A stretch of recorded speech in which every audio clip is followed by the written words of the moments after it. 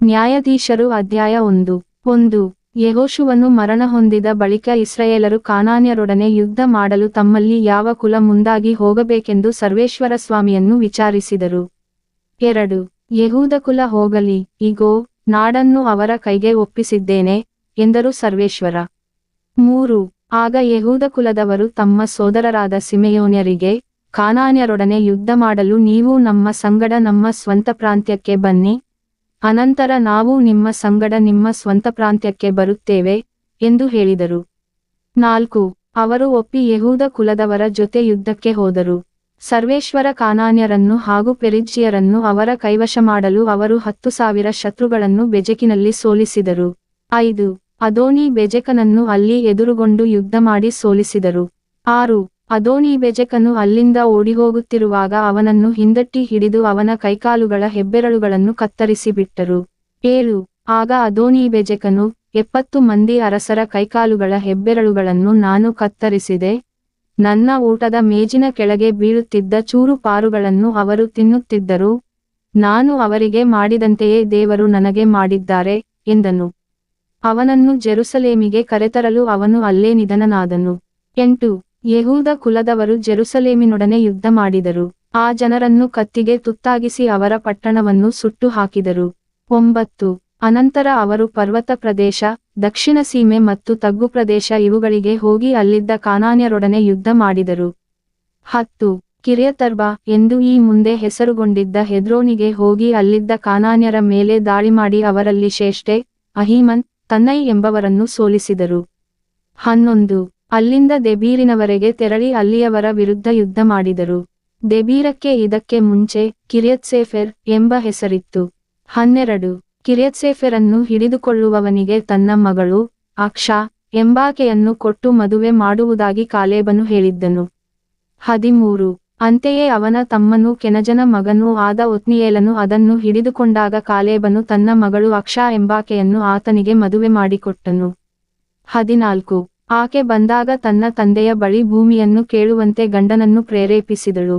ಆಕೆ ಕತ್ತೆಯಿಂದ ಇಳಿಯುವಾಗ ಕಾಲೇಬನು, ನಿನಗೇನು ಬೇಕು ಎಂದು ಕೇಳಲು ಅವಳು, ನನ್ನನ್ನು ಬೆಂಗಾಡಿಗೆ ಕೊಟ್ಟುಬಿಟ್ಟಿರಿ. 15 ಬುಗ್ಗೆಗಳಿರುವ ಭೂಮಿಯನ್ನು ದಾನವಾಗಿ ಕೊಡಿ ಎಂದಳು. ಕಾಲೇಬನು ಆಕೆಗೆ ಮೇಲಿನ ಹಾಗೂ ಕೆಳಗಿನ ಬುಗ್ಗೆಗಳನ್ನು ದಾನ ಮಾಡಿದನು.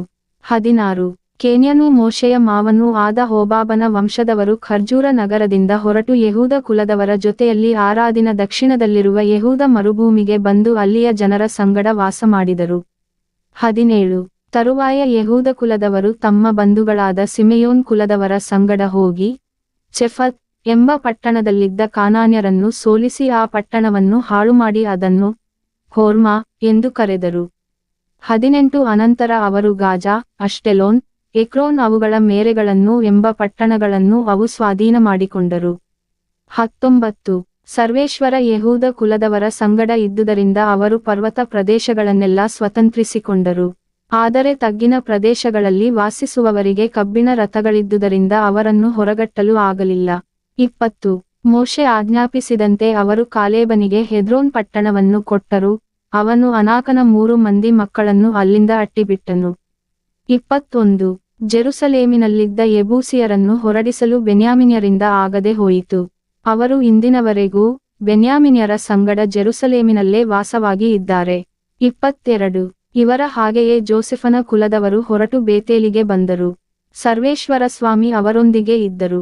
23 ಅವರು ಲೂಜ್ ಎಂದು ಕರೆಯಲಾದ ಬೇತೇಲ್ ಊರನ್ನು ಸಂಚರಿಸಿ ನೋಡಲು ಗೂಢಚಾರರನ್ನು ಕಳುಹಿಸಿದರು. 24 ಇವರು ಆ ಊರೊಳಗಿಂದ ಬರುತ್ತಿದ್ದ ಒಬ್ಬ ವ್ಯಕ್ತಿಯನ್ನು ಕಂಡು, ದಯಮಾಡಿ ಪಟ್ಟಣದೊಳಗೆ ನುಗ್ಗಬಹುದಾದ ದಾರಿಯನ್ನು ನಮಗೆ ತೋರಿಸಿಕೊಡು, ನಾವು ನಿನಗೆ ಒಳ್ಳೆಯದನ್ನೇ ಮಾಡುತ್ತೇವೆ ಎಂದರು. ಅವನು ಅವರಿಗೆ ಆ ದಾರಿಯನ್ನು ತೋರಿಸಿದನು. 25 ಹೀಗೆ ಅವರು ಆ ಪಟ್ಟಣವನ್ನು ಕತ್ತಿಗೆ ತುತ್ತಾಗಿಸಿದರು. ಆದರೆ ಆ ವ್ಯಕ್ತಿಯನ್ನು ಮತ್ತು ಅವನ ಕುಟುಂಬದವರನ್ನು ಕಳುಹಿಸಿಬಿಟ್ಟರು. 26 ಅವನು ಹಿತ್ತಿಯರ ದೇಶಕ್ಕೆ ಹೋಗಿ ಒಂದು ಪಟ್ಟಣವನ್ನು ಕಟ್ಟಿಕೊಂಡು ಅದಕ್ಕೆ ಲೂಜ್ ಎಂದು ಹೆಸರಿಟ್ಟನು. ಅದಕ್ಕೆ ಇಂದಿನವರೆಗೂ ಅದೇ ಹೆಸರು ಉಳಿದಿದೆ. ಇಸ್ರಾಯೇಲರು ಹೊರದೂಡದೆ ಬಿಟ್ಟ ಅನ್ಯವಂಶೀಯರು. 27 ಮನಸ್ಸೆ ಕುಲದವರು ಬೇತ್ಷೆಯಾನ್, ತಾನಾಕ್, ದೋರ್, ಇಲ್ಲೆಯಾಮ್, ಮೆಗಿದ್ದೋ ಎಂಬ ಪಟ್ಟಣಗಳನ್ನೂ ಅವುಗಳ ಗ್ರಾಮಗಳನ್ನೂ ಸ್ವಾಧೀನ ಮಾಡಿಕೊಳ್ಳಲಿಲ್ಲ. ಆದುದರಿಂದ ಕಾನಾನ್ಯರು ಆ ಪ್ರಾಂತ್ಯಗಳಲ್ಲೇ ವಾಸಿಸುವುದಕ್ಕೆ ನಿರ್ಧರಿಸಿಕೊಂಡರು. 28 ಇಸ್ರಾಯೇಲರು ಬಲಗೊಂಡ ಮೇಲೆ ಅವರನ್ನು ದಾಸತ್ವದಲ್ಲಿ ಇಟ್ಟುಕೊಂಡರೆ ಹೊರತು ಅಲ್ಲಿಂದ ಅಟ್ಟಿಬಿಡಲಿಲ್ಲ. 29 ಎಫ್ರಾಯಿಮ್ ಕುಲದವರು ಗೆಜೆರಿನಲ್ಲಿದ್ದ ಕಾನಾನ್ಯರನ್ನು ಹೊರಡಿಸಿ ಬಿಡಲಿಲ್ಲ. ಆದುದರಿಂದ ಅವರು ಅವರ ನಡುವೆಯೇ ವಾಸಿಸಿದರು. 30 ಜೆಬುಲೂನ್ ಕುಲದವರು ಕಿಟ್ರೋನ್, ನಹಲೋಲ್ ಎಂಬ ಪಟ್ಟಣಗಳ ನಿವಾಸಿಗಳನ್ನು ಅಟ್ಟಿಬಿಡಲಿಲ್ಲ. ಆದರೆ ಆ ಕಾನಾನ್ಯರು ಅವರಿಗೆ ಗುಲಾಮರಾಗಿ ಅವರ ಮಧ್ಯದಲ್ಲೇ ವಾಸಮಾಡಿದರು. 31 ಆಶ್ಚರ್ಯ ಕುಲದವರು ಆಕ್ಟೋ, ಚೀದೋನ್, ಅಹ್ಲಾಬ್, ಅಕ್ಟಿಬ್, ಹೆಲ್ಪಾ, ರೆಹೋಬ್ ಎಂಬ ಪಟ್ಟಣಗಳನ್ನು ಸ್ವಾಧೀನ ಮಾಡಿಕೊಳ್ಳಲಿಲ್ಲ. 32 ಅವರು ಆ ದೇಶದ ಕಾನಾನ್ಯರನ್ನು ಹೊರಡಿಸದೆ ಅವರ ಮಧ್ಯದಲ್ಲೇ ವಾಸಮಾಡಿದರು. 33 ನಫ್ತಾಲಿ ಕುಲದವರು ಬೇತ್ ಶೆಮೆಶ್, ಬೇತನಾತ್ ಎಂಬ ಊರುಗಳನ್ನು ಸ್ವತಂತ್ರಿಸಿಕೊಳ್ಳದೆ ಅಲ್ಲಿಯ ನಿವಾಸಿಗಳಾದ ಕಾನಾನ್ಯರ ಮಧ್ಯದಲ್ಲೇ ವಾಸಮಾಡಿದರು. ಮತ್ತು ಆ ಬೇತ್ ಶೆಮೆಶ್, ಬೇತನಾತ್ ಊರುಗಳ ಜನರು ಅವರಿಗೆ ಗುಲಾಮರಾದರು. 34 ಇದಲ್ಲದೆ ಅಮೋರಿಯರು ದಾನ್ ಕುಲದವರನ್ನು ತಗ್ಗಿನ ಪ್ರದೇಶಕ್ಕೆ ಇಳಿಯಗೊಡದೆ ಹಿಂದಟ್ಟಿ ಬೆಟ್ಟಗಳಿಗೆ ಓಡಿಸಿಬಿಟ್ಟರು. 35 ಹೀಗೆ ಅಮೋರಿಯರು ಹರೆರೆಸ್, ಅಯಯಾಲೋನ್, ಶಾಲ್ಮೀಮ್ ಎಂಬ ಊರುಗಳಲ್ಲೇ ವಾಸಿಸಲು ನಿರ್ಧಾರ ಮಾಡಿದರು. ಆದರೆ ಜೋಸೆಫ್ ಕುಲದವರ ಪ್ರಭಾವ ಹೆಚ್ಚಾದ ಮೇಲೆ ಅವರಿಗೆ ಗುಲಾಮರಾದರು. 36 ಅಮೋರಿಯರ ಮೇರೆಯು ಅಕ್ರಬ್ಬಿಮ್ ಕಣಿವೆಯಲ್ಲಿರುವ ಬಂಡೆಯಿಂದ ಮೇಲಕ್ಕೆ ವಿಸ್ತರಿಸಿಕೊಂಡಿದೆ.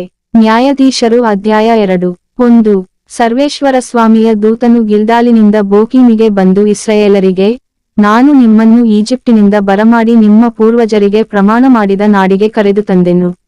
ನಿಮ್ಮೊಡನೆ ಮಾಡಿಕೊಂಡ ಒಡಂಬಡಿಕೆಯನ್ನು ಎಂದೂ ಭಂಗಪಡಿಸುವುದಿಲ್ಲ ಎಂದು ಮಾತು ಕೊಟ್ಟೆನು. 2 ಆಗ ನೀವು ಈ ನಾಡಿನ ನಿವಾಸಿಗಳ ಸಂಗಡ ಒಡಂಬಡಿಕೆ ಮಾಡಿಕೊಳ್ಳಬಾರದು, ಅವರ ಬಲಿಪೀಠಗಳನ್ನು ಕೆಡವಿ ಬಿಡಬೇಕು ಎಂದು ಆಜ್ಞಾಪಿಸಿದೆನು. ಆದರೆ ನೀವು ನನ್ನ ಮಾತನ್ನು ಕೇಳಲಿಲ್ಲ. ಹೀಗೇಕೆ ಮಾಡಿದಿರಿ? 3 ನೀವು ಹೀಗೆ ಮಾಡುವುದಾದರೆ ನಾನು ಈ ನಾಡಿನ ನಿವಾಸಿಗಳನ್ನು ನಿಮ್ಮಿಂದ ಓಡಿಸಿ ಬಿಡುವುದಿಲ್ಲ. ಅವರು ನಿಮ್ಮನ್ನು ಉಪದ್ರವಪಡಿಸುವರು.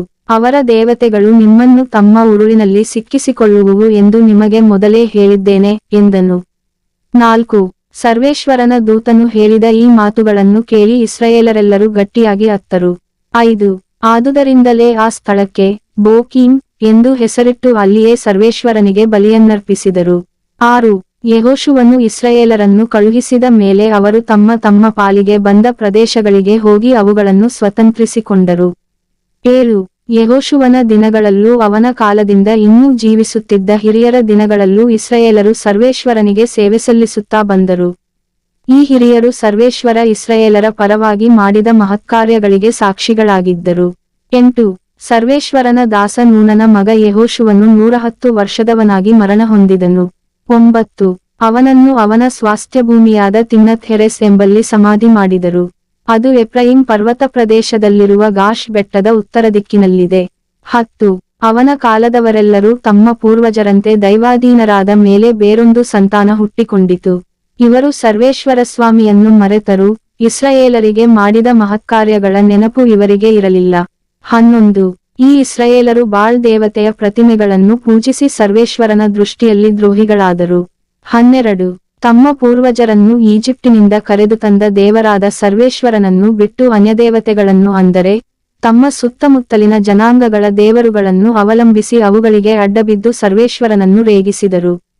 13 ಅವರು ಸರ್ವೇಶ್ವರನನ್ನು ಬಿಟ್ಟು ಬಾಳ್ ಅಷ್ಟೋರೆತ್ ಎಂಬ ದೇವತೆಗಳನ್ನು ಪೂಜಿಸತೊಡಗಿದರು. 14 ಆದ್ದರಿಂದ ಸರ್ವೇಶ್ವರನ ಕೋಪ ಅವರ ಮೇಲೆ ಉರಿಯಹತ್ತಿತು, ಅವರನ್ನು ಕೊಳ್ಳೆಹೊಡೆಯುವವರ ಕೈಗೆ ಒಪ್ಪಿಸಿದರು. ಶತ್ರುಗಳು ಅವರನ್ನು ಸುಲಿಗೆ ಮಾಡಿದರು. ಸರ್ವೇಶ್ವರ ಅವರನ್ನು ಅಕ್ಕಪಕ್ಕದ ವೈರಿಗಳಿಗೆ ಮಾರಿಬಿಟ್ಟರು. ಆ ಶತ್ರುಗಳ ಮುಂದೆ ಇಸ್ರಾಯೇಲರು ನಿಲ್ಲಲಾರದೆ ಹೋದರು. 15 ಮೊದಲೇ ಆಣೆಯಿಟ್ಟು ಹೇಳಿದಂತೆ ಅವರು ಎಲ್ಲಿಗೆ ಹೋದರೂ ಸರ್ವೇಶ್ವರನ ಕೈ ವಿರೋಧವಾಗಿಯೇ ಇತ್ತು. ಅವರಿ ಉಂಟಾಯಿತು. ಅವರಿಗೆ ಬಹಳ ದುಃಖ. 16 ಆಗ ಸರ್ವೇಶ್ವರ ಅವರನ್ನು ಸೂರೆ ಮಾಡುವವರ ಕೈಯಿಂದ ತಪ್ಪಿಸಲು ನ್ಯಾಯಾಧಿಪತಿಗಳನ್ನು ಕಳುಹಿಸಿದರು. 17 ಇಸ್ರಾಯೇಲರು ಇವರ ಮಾತನ್ನು ಕೇಳದೆ ಅನ್ಯದೇವತೆಗಳನ್ನು ಪೂಜಿಸಿ ಅವುಗಳಿಗೆ ಅಡ್ಡಬಿದ್ದು ದೇವದ್ರೋಹಿಗಳಾದರು. ಸರ್ವೇಶ್ವರನ ಆಜ್ಞೆಗಳನ್ನು ಪಾಲಿಸುತ್ತಿದ್ದ ತಮ್ಮ ಪೂರ್ವಜರ ಮಾರ್ಗವನ್ನು ಬೇಗನೆ ತ್ಯಜಿಸಿಬಿಟ್ಟರು. ಅವರಂತೆ ನಡೆಯಲೇ ಇಲ್ಲ. 18 ವೈರಿಗಳ ಹಿಂಸೆಯನ್ನು ತಾಳಲಾರದೆ ಇಸ್ರಾಯೇಲರು ಗೋಳು ಇಟ್ಟರು. ಸರ್ವೇಶ್ವರ ಅದನ್ನು ಕೇಳಿ ಕನಿಕರಪಟ್ಟು ನ್ಯಾಯಾಧಿಪತಿಗಳನ್ನು ಕಳುಹಿಸಿಕೊಟ್ಟರು. ಜೀವಮಾನವೆಲ್ಲ ಅವರ ಸಂಗಡವೇ ಇದ್ದು ಅವರ ಮುಖಾಂತರ ಇಸ್ರಾಯೇಲರನ್ನು ಶತ್ರುಗಳಿಂದ ಬಿಡಿಸಿದರು. ತಮ್ಮನ್ನು ಹಿಂಸಿಸುತ್ತಿದ್ದವರ ಕಾಟವನ್ನು ತಾಳದೆ ಮೊರೆಯಿಡುವುದನ್ನು ಸರ್ವೇಶ್ವರ ಕೇಳಿ ಮನಮರುಗಿದರು. 19 ಅಂಥ ನ್ಯಾಯಾಧಿಪತಿಗಳು ತೀರಿಹೋದ ನಂತರ ಇಸ್ರಾಯೇಲರು ಮತ್ತೆ ತಮ್ಮ ಹಿಂದಿನವರಿಗಿಂತಲೂ ಭ್ರಷ್ಟರಾಗಿ ಅನ್ಯದೇವತೆಗಳನ್ನು ಅವಲಂಬಿಸಿ ಅವುಗಳಿಗೆ ಸೇವೆ ಮಾಡಿ ಅಡ್ಡಬಿದ್ದರು. ಅವರು ತಮ್ಮ ಧರ್ಮಾರ್ಗವನ್ನು ಹಠಮಾರಿತನವನ್ನು ಬಿಡಲೇ ಇಲ್ಲ. 20 ಆದ್ದರಿಂದ ಸರ್ವೇಶ್ವರನ ಕೋಪ ಇಸ್ರಾಯೇಲರ ಮೇಲೆ ಉರಿಯುತ್ತಲೇ ಇತ್ತು. ಈ ಜನರ ಪೂರ್ವಜರಿಗೆ ನಾನು ಕೊಟ್ಟ ನಿಬಂಧನೆಯನ್ನು ಇವರು ಪಾಲಿಸಲಿಲ್ಲ, ನನ್ನ ಮಾತಿಗೆ ಕಿವಿಗೊಡಲಿಲ್ಲ.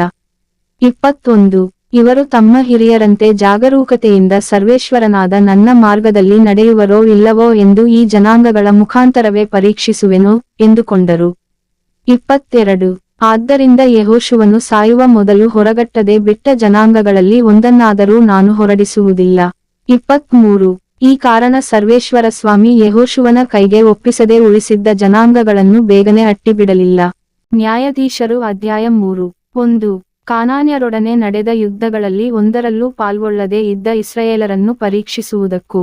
2 ಇಸ್ರಾಯೇಲ್ ಸಂತತಿಯವರಲ್ಲಿ ಯುದ್ಧವಿದೆಯೇ ಅರಿಯದವರಿಗೆ ಅದನ್ನು ಕಲಿಸುವುದಕ್ಕೂ ಸರ್ವೇಶ್ವರ ಆ ನಾಡಿನಲ್ಲೇ ಉಳಿಸಿದ ಅನ್ಯಜನಾಂಗದವರು ಇವರು. 3 5 ಮಂದಿ ಫಿಲಿಷ್ಟಿಯ ಪ್ರಭುಗಳು, ಸರ್ವಕಾನಾನ್ಯರು, ಸಿದೋನ್ಯರು, ಲೆಬ್ನೋನ್ ಪರ್ವತದಲ್ಲಿ ಬಾಳ್ ಹೆರ್ಮೋನ್ ಬೆಟ್ಟದಿಂದ ಹಮಾತಿನ ದಾರಿಯವರೆಗೆ ವಾಸವಾಗಿರುವ ಹಿಪ್ಪಿಯರು. 4 ತಾವು ಮೋಶೆಯ ಮೂಲಕ ಇವರ ಪೂರ್ವಜರಿಗೆ ವಿಧಿಸಿದ ಆಜ್ಞೆಗಳನ್ನು ಇಸ್ರಾಯೇಲರು ಕೈಗೊಂಡು ನಡೆಯುವರೋ ಇಲ್ಲವೋ ಎಂಬುದನ್ನು ಪರೀಕ್ಷಿಸಿ ತಿಳಿದುಕೊಳ್ಳುವುದಕ್ಕಾಗಿ ಸರ್ವೇಶ್ವರ ಅವರನ್ನು ಉಳಿಸಿದರು. 5 ಇಸ್ರಾಯೇಲರು ಕಾನಾನ್ಯ, ಹಿತ್ತಿಯ, ಅಮೋರಿಯ, ಪೆರಿಜ್ಜಿಯ, ಹಿವಿಯ, ಯೆಬೂಸಿಯ ಎಂಬೀ ಜನಾಂಗಗಳ ಮಧ್ಯದಲ್ಲಿ ವಾಸಮಾಡುತ್ತಾ 6 ಅವರ ಕನಯ್ಯರನ್ನು ತಾವು ತಂದು ತಮ್ಮ ಕನಯ್ಯರನ್ನು ಅವರ ಕುಮಾರರಿಗೆ ಕೊಟ್ಟು ಅವರ ದೇವತೆಗಳನ್ನು ಪೂಜಿಸಿದರು. 7 ಇಸ್ರಾಯೇಲರು ಬಾಳ್, ಅಶೇರ ಎಂಬ ದೇವತೆಗಳನ್ನು ಪೂಜಿಸಿ ತಮ್ಮ ದೇವರಾದ ಸರ್ವೇಶ್ವರನನ್ನು ಮರೆತುಬಿಟ್ಟರು. ಅವರ ದೃಷ್ಟಿಯಲ್ಲಿ ದ್ರೋಹಿಗಳಾದರು. 8 ಆದುದರಿಂದ ಸರ್ವೇಶ್ವರ ಇಸ್ರಾಯೇಲರ ಮೇಲೆ ಕೋಪಗೊಂಡು ಅವರನ್ನು 2 ನದಿಗಳ ಮಧ್ಯದಲ್ಲಿರುವ ಅರಾಮ್ ರಾಜ್ಯದ ಅರಸ ಕೂಷನ್ ರಿಷಾತೈಮ್ ಎಂಬವನಿಗೆ ಮಾರಿಬಿಟ್ಟರು. ಈ ಕಾರಣ ಇಸ್ರಾಯೇಲರು 8 ವರ್ಷಗಳವರೆಗೆ ಅವನಿಗೆ ಗುಲಾಮರಾಗಿದ್ದರು. 9 ಇಸ್ರಾಯೇಲರು ಮೊರೆಯಿಟ್ಟಾಗ ಅವರನ್ನು ಬಿಡುಗಡೆ ಮಾಡಲು ಸರ್ವೇಶ್ವರ ಒಬ್ಬ ವ್ಯಕ್ತಿಯನ್ನು ಎಬ್ಬಿಸಿದರು. ಆತನೇ ಕಾಲೇಬನ ತಮ್ಮನೂ ಕೆನಜನ ಮಗನೂ ಆದ ಒತ್ನಿಯೇಲ್. 10 ಸರ್ವೇಶ್ವರನ ಆತ್ಮ ಅವನ ಮೇಲೆ ಬಂದುದರಿಂದ ಅವನು ಇಸ್ರಾಯೇಲರಿಗೆ ನ್ಯಾಯದೊರಕಿಸಲು ಯುದ್ಧಕ್ಕೆ ಹೊರಟನು. 2 ನದಿಗಳ ಮಧ್ಯೆಯಿರುವ ಅರಾಮ್ ರಾಜ್ಯದ ಅರಸ ಕೂಷನ್ ರಿಷಾತೈಮನನ್ನು ಸರ್ವೇಶ್ವರ ಆತನ ಕೈಗೊಪ್ಪಿಸಿದ್ದರಿಂದ ಅವನನ್ನು ಸಂಪೂರ್ಣವಾಗಿ ಸೋಲಿಸಿಬಿಟ್ಟನು. 11 ನಾಡಿನಲ್ಲಿ 40 ವರ್ಷಗಳ ಕಾಲ ನೆಮ್ಮದಿ ನೆಲೆಸಿತ್ತು. ತರುವಾಯ ಕೆನಜನ ಮಗ ಒತ್ನಿಯೇಲನು ಮರಣ ಹೊಂದಿದನು. 12 ಇಸ್ರಾಯೇಲರು ಮತ್ತೆ ಸರ್ವೇಶ್ವರನ ದೃಷ್ಟಿಯಲ್ಲಿ ದ್ರೋಹಿಗಳಾದರು. ಮೋವಾಚ್ಯರ ಅರಸ ಎಗ್ಲೋನನನ್ನು ಇಸ್ರಾಯೇಲರಿಗೆ ವಿರುದ್ಧ ಸರ್ವೇಶ್ವರ ಬಲಪಡಿಸಿದರು. 13 ಎಗ್ಲೋನನು ಅಮ್ಮೋನಿಯರನ್ನೂ ಅಮಾಲೇಕ್ಯರನ್ನೂ ಕೂಡಿಸಿಕೊಂಡು ಬಂದು ಇಸ್ರಾಯೇಲರನ್ನು ಸೋಲಿಸಿ ಖರ್ಜೂರ ನಗರವನ್ನು ಗೆದ್ದುಕೊಂಡನು. 14 18 ವರ್ಷಕಾಲ ಇಸ್ರಾಯೇಲರು ಅವನಿಗೆ ಗುಲಾಮರಾಗಿದ್ದರು. 15 ಆಗ ಇಸ್ರಾಯೇಲರು ಸರ್ವೇಶ್ವರನಿಗೆ ಮೊರೆಯಿಟ್ಟರು. ಅವರನ್ನು ಬಿಡುಗಡೆ ಮಾಡಲು ಬೆನ್ಯಾಮಿನ್ ಕುಲದ ಗೇರನ ಮಗ ಯೆಹೂದನನ್ನು ವಿಮೋಚಕನಾಗಿ ಕಳುಹಿಸಲಾಯಿತು. ಅವನೊಬ್ಬ ಎಡಚ. ಇಸ್ರಾಯೇಲರು ಅವನ ಮುಖಾಂತರ ಮೋವಾಚ್ಯರ ಅರಸ ಎಗ್ಲೋನನಿಗೆ ಕಪ್ಪ ಕಾಣಿಕೆಯನ್ನು ಕಳುಹಿಸಿದರು. 16 ಅವನು ತನಗಾಗಿ 1.5 ಅಡಿ ಉದ್ದವಾದ ಇಬ್ಬಾಯಿ ಕತ್ತಿಯನ್ನು ಮಾಡಿ ಅದನ್ನು ಬಟ್ಟೆಗಳ ಒಳಗೆ ಬಲಗಡೆಯ ಸೊಂಟಕ್ಕೆ ಕಟ್ಟಿಕೊಂಡು ಹೋದನು. 17 ಮೋವಾಚ್ಯರ ಅರಸ ಎಗ್ಲೋನನಿಗೆ ಕಾಣಿಕೆಯನ್ನು ಒಪ್ಪಿಸಿದನು. ಎಗ್ಲೋನನು ಬಹಳ ದಪ್ಪನಾದ ವ್ಯಕ್ತಿ. 18 ಯೆಹೂದನು ಕಾಣಿಕೆಯನ್ನು ಒಪ್ಪಿಸಿದ ಮೇಲೆ ಅದನ್ನು ಹೊತ್ತು ತಂದ ಆಳುಗಳನ್ನು ಕಳುಹಿಸಿಬಿಟ್ಟನು. 19 ತಾನಾದರೋ ಗಿಲ್ದಾಲಿನಲ್ಲಿರುವ ವಿಗ್ರಹಸ್ಥಳದವರೆಗೆ ಹೋಗಿ ಹಿಂದಿರುಗಿ ಎಗ್ಲೋನನ ಬಳಿಗೆ ಬಂದನು. ಅರಸರೇ, ತಮಗೆ ತಿಳಿಸಬೇಕಾದ ಒಂದು ರಹಸ್ಯ ವಿಷಯವಿದೆ ಎಂದನು. ಆಗ ಅರಸ, ನಿಶ್ಶಬ್ದ ಎಂದನು. ಅವನ ಸೇವಕರೆಲ್ಲರೂ ಅಲ್ಲಿಂದ ಹೊರಗೆ ಹೋದರು. 20 ಅರಸನು ತನ್ನ ತಂಪಾದ ಮೇಲುಪ್ಪರಿಗೆಯಲ್ಲಿ ಒಬ್ಬನೇ ಕುಳಿತುಕೊಂಡಿದ್ದಾಗ ಯೆಹೂದನು ಅವನ ಬಳಿಗೆ ಬಂದನು. ನಿಮಗೆ ತಿಳಿಸಬೇಕಾದ ಒಂದು ದೈವೋಕ್ತಿ ಇದೆ ಎಂದನು. ಅರಸನು ತನ್ನ ಸಿಂಹಾಸನದಿಂದ ಎದ್ದು ನಿಂತನು. 21 ಆಗ ಯೆಹೂದನು ಎಡಗೈ ಚಾಚಿ ಬಲಗಡೆಯ ಸೊಂಟಕ್ಕೆ ಕಟ್ಟಿದ್ದ ಕತ್ತಿಯನ್ನು ಹಿರಿದು ಅವನ ಹೊಟ್ಟೆಯನ್ನು ತಿವಿದನು. 22 ಆ ಕತ್ತಿ ಹಿಡಿಯ ಸಮೇತ ಹೊಟ್ಟೆಯನ್ನು ಹೊಕ್ಕಿತು. ಯೆಹೂದನು ಕತ್ತಿಯನ್ನು ಹೊರಗೆ ತೆಗೆಯಲಿಲ್ಲ. ಬೊಜ್ಜು ಅದನ್ನು ಮುಚ್ಚಿಕೊಂಡಿತ್ತು. ಮಲ ಹೊರಗೆ ಬಂದಿತು. 23 ಯೆಹೂದನು ಆ ಮೇಲುಪ್ಪರಿಗೆಯ ಕದವನ್ನು ಮುಚ್ಚಿ ಅಗಳಿ ಹಾಕಿ ಪಡಸಾಲೆಯ ಮೂಲಕ ಹೊರಟು ಹೋದನು. 24 ತರುವಾಯ ಸೇವಕರು ಅಲ್ಲಿಗೆ ಬಂದು ಬಾಗಿಲಿಗೆ ಅಗಳಿ ಹಾಕಿರುವುದನ್ನು ಕಂಡು ಅರಸ ತಂಪಾದ ಕೊಠಡಿಗೆ ಸೇರಿದ ಪಾಯ್ಖಾನೆಗೆ ಹೋಗಿರಬೇಕೆಂದು 25 ತಮಗೆ ಬೇಸರವಾಗುವ ತನಕ ಕಾಯುತ್ತಾ ಇದ್ದರು.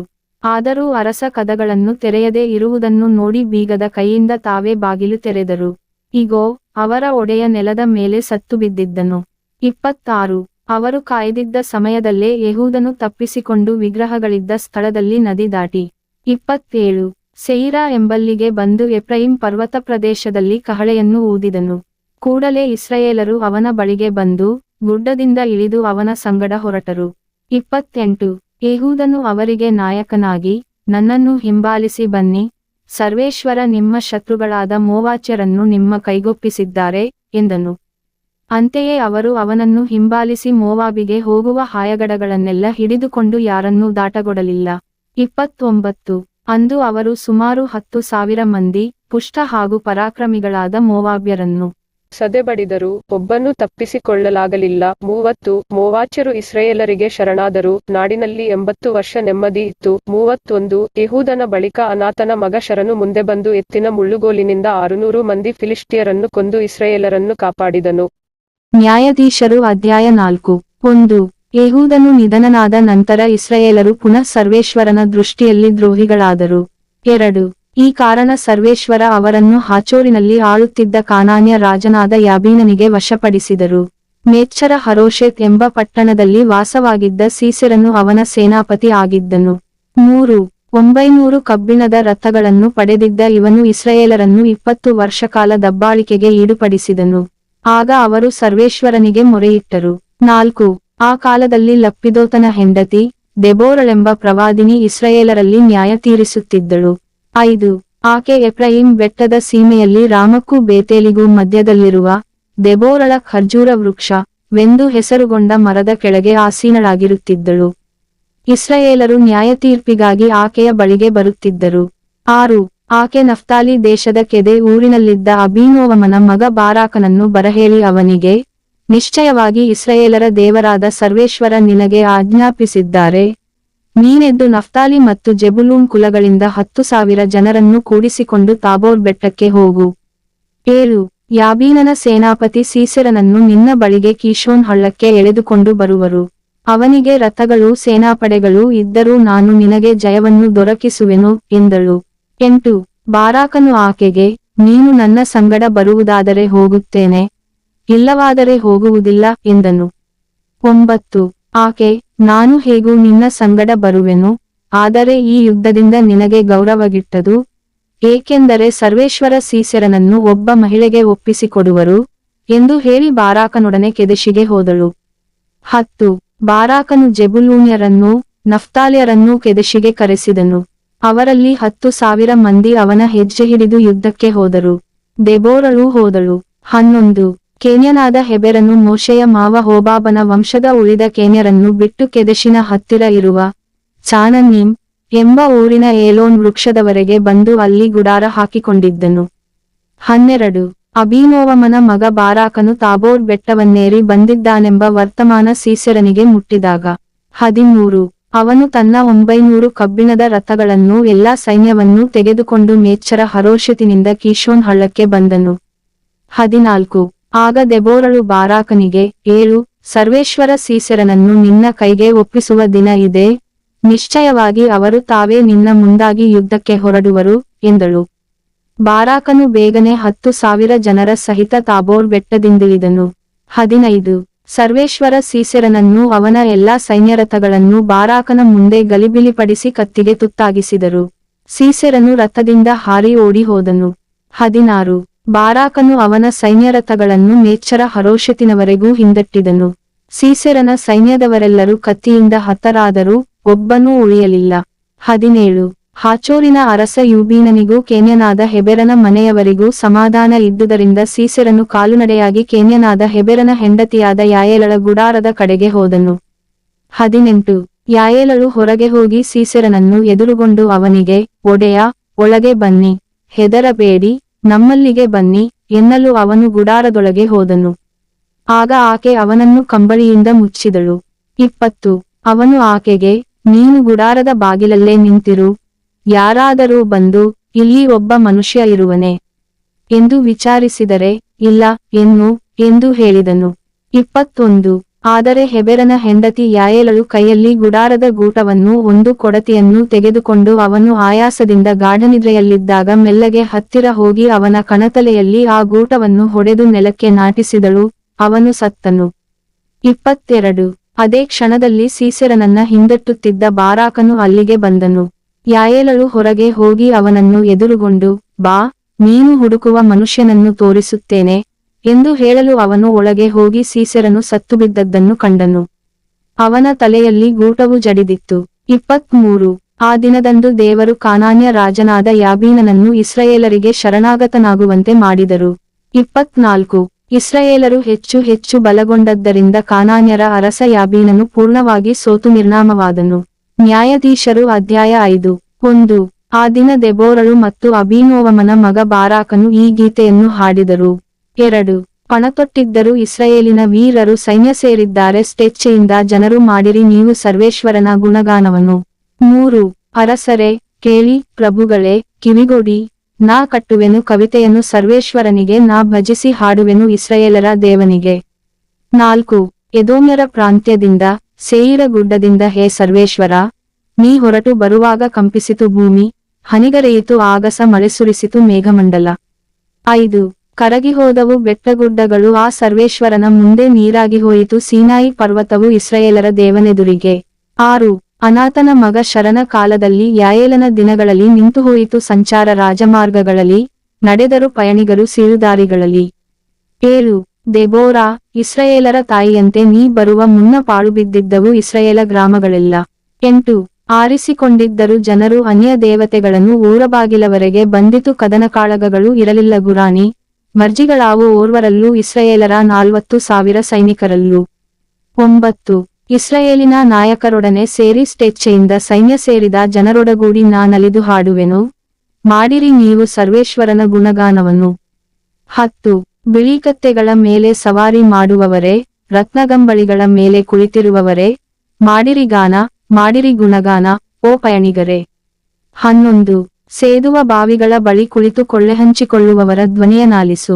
ವರ್ಣಿಸುತ್ತಿಹರವರು ಸರ್ವೇಶ್ವರ ಸಾಧಿಸಿದ ನೀತಿಯನ್ನು, ತನ್ನ ಪ್ರಜೆ ಇಸ್ರಾಯೇಲ್ ಊರುಗಳಲ್ಲಾತನು ಸ್ಥಾಪಿಸಿದ ನ್ಯಾಯವನ್ನು. 12 ಎಚ್ಚರಗೊಳ್ಳು, ಎಚ್ಚರಗೊಳ್ಳು, ದೆಬೋರಾ, ಎಚ್ಚರಗೊಳ್ಳು, ಎಚ್ಚರಗೊಳ್ಳು, ಮಾಡು ನೀ ಗುಣಗಾನ ಬಾರಾಕನೆ, ಏಳು, ಅಬೀನೋವಮನ ಮಗನೇ, ಏಳು, ಸೆರೆಹಿಡಿದವರನ್ನು ನೀ ಸಾಗಿಸಿಕೊಂಡು ಹೋಗು.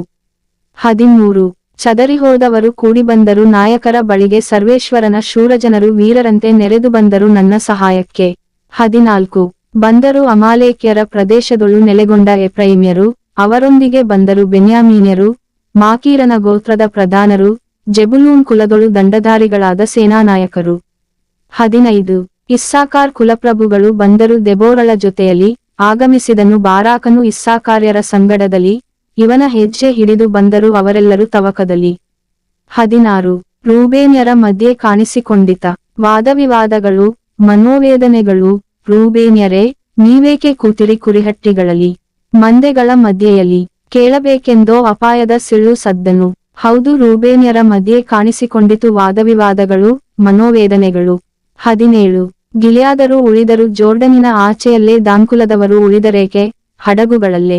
ಅಶೇರ್ ಕುಲದವರೋ ಅಂಟುಕೊಂಡರು ತಮ್ಮ ರೇವುಗಳಿಗೆ ನೆಮ್ಮದಿಯಾಗಿ ಕೂತುಬಿಟ್ಟರು ಸಮುದ್ರ ತೀರದಲ್ಲೇ. 18 ಅಂಥವರಲ್ಲ ಈ ಜೆಬುಲೂನ್ಯರು ನಫ್ತಾಲ್ಯರು ಪ್ರಾಣವನ್ನೇ ಮುಡಿಪಾಗಿಟ್ಟರು ರಣಭೂಮಿಯುಳು. 19 ಎದ್ದು ಬಂದು ಯುದ್ಧ ಮಾಡಿದರು ಅರಸುಗಳು ಕೂಡಿಬಂದು ಕಾದಾಡಿದರು ಕಾನಾನ್ಯ ರಾಜರುಗಳು ಮೆಗಿದ್ದೋ ನದಿಗಳ ಬಳಿ ತಾನಾಕದೊಳು ಆದರೆ ಗಿಟ್ಟಲಿಲ್ಲ ಅವರಿಗೆ ಬೆಳ್ಳಿದ್ರವ್ಯಗಳೇನು. 20 ಕದನವಾಡಿದವು ತಾರೆಗಳು ಆಗಸದಿಂದಲೇ ಯುದ್ಧ ಮಾಡಿದವು ಸೀಸೆರನ ವಿರುದ್ಧ ತಮ್ಮ ಪಥದಿಂದಲೇ. 21 ಶತ್ರುಗಳನ್ನು ಕೊಚ್ಚಿಕೊಂಡು ಹೋಯಿತು ಪೂರ್ವಪ್ರಸಿದ್ಧವಾದ ಆ ಕೀಶೋನ್ ಹೊಳೆಯು. ನನ್ನ ಮನವೇ, ನೀ ಧೈರ್ಯದಿಂದ ಮುಂದೆ ಸಾಗು. 22 ನೆಲ ಕಂಪಿಸಿತು ಕುದುರೆಗಳ ಭರದೌಡಿನಿಂದ ಸುತ್ತಿಗೆಯಂತಹ ಆ ಕಾಲುಗಳ ಪೆಟ್ಟಿನಿಂದ. 23 ಶಾಪ ಹಾಕಿರಿ ಮೇರೋಜ್ ಊರಿಗೆ, ಅದರ ನಿವಾಸಿಗಳಿಗೆ ಬರಲಿಲ್ಲ ಅವರು ಯುದ್ಧವೀರರ ಜೊತೆಗೆ ಸರ್ವೇಶ್ವರನ ಸಹಾಯಕ್ಕೆ. ಶಪಿಸಿರಿ ಅವರನ್ನು ಎಂದು ಕರೆಗೊಟ್ಟನು ಸರ್ವೇಶ್ವರನ ದೂತನೇ.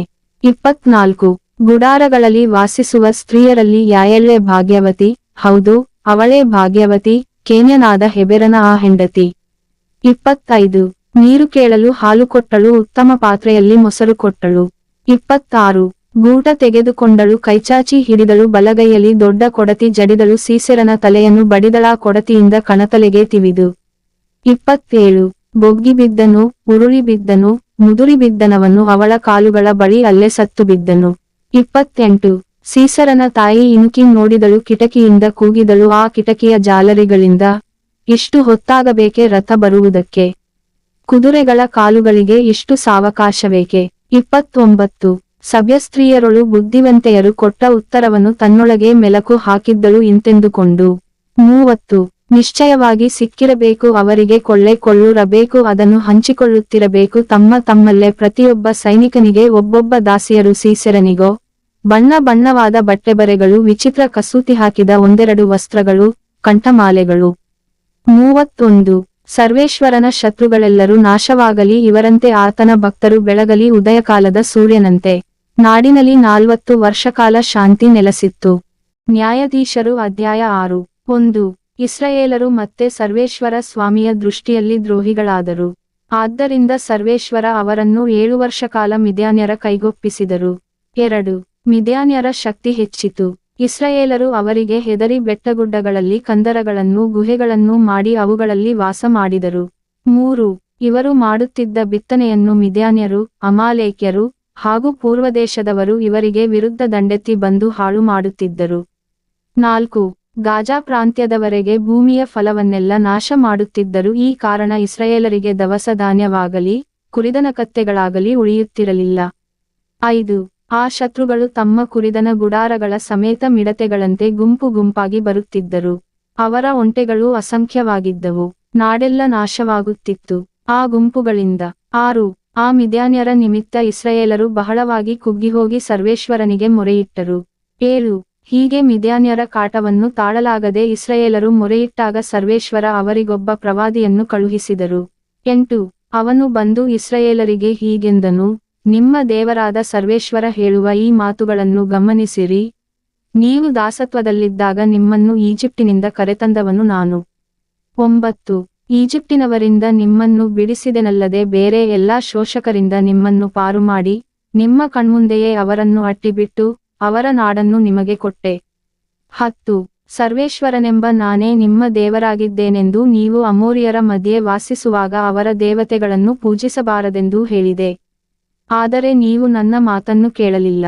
11 ಆಮೇಲೆ ಸರ್ವೇಶ್ವರನ ದೂತನು ಬಂದು ಒಪ್ಪದಲ್ಲಿದ್ದ ಓಕ್ನ್ ಮರದ ಅಡಿಯಲ್ಲಿ ಕುಳಿತುಕೊಂಡನು. ಅದು ಅಬೀಯೆಜೆರನ ಗೋತ್ರದವನಾದ ಯೋವಾಷನದಾಗಿತ್ತು.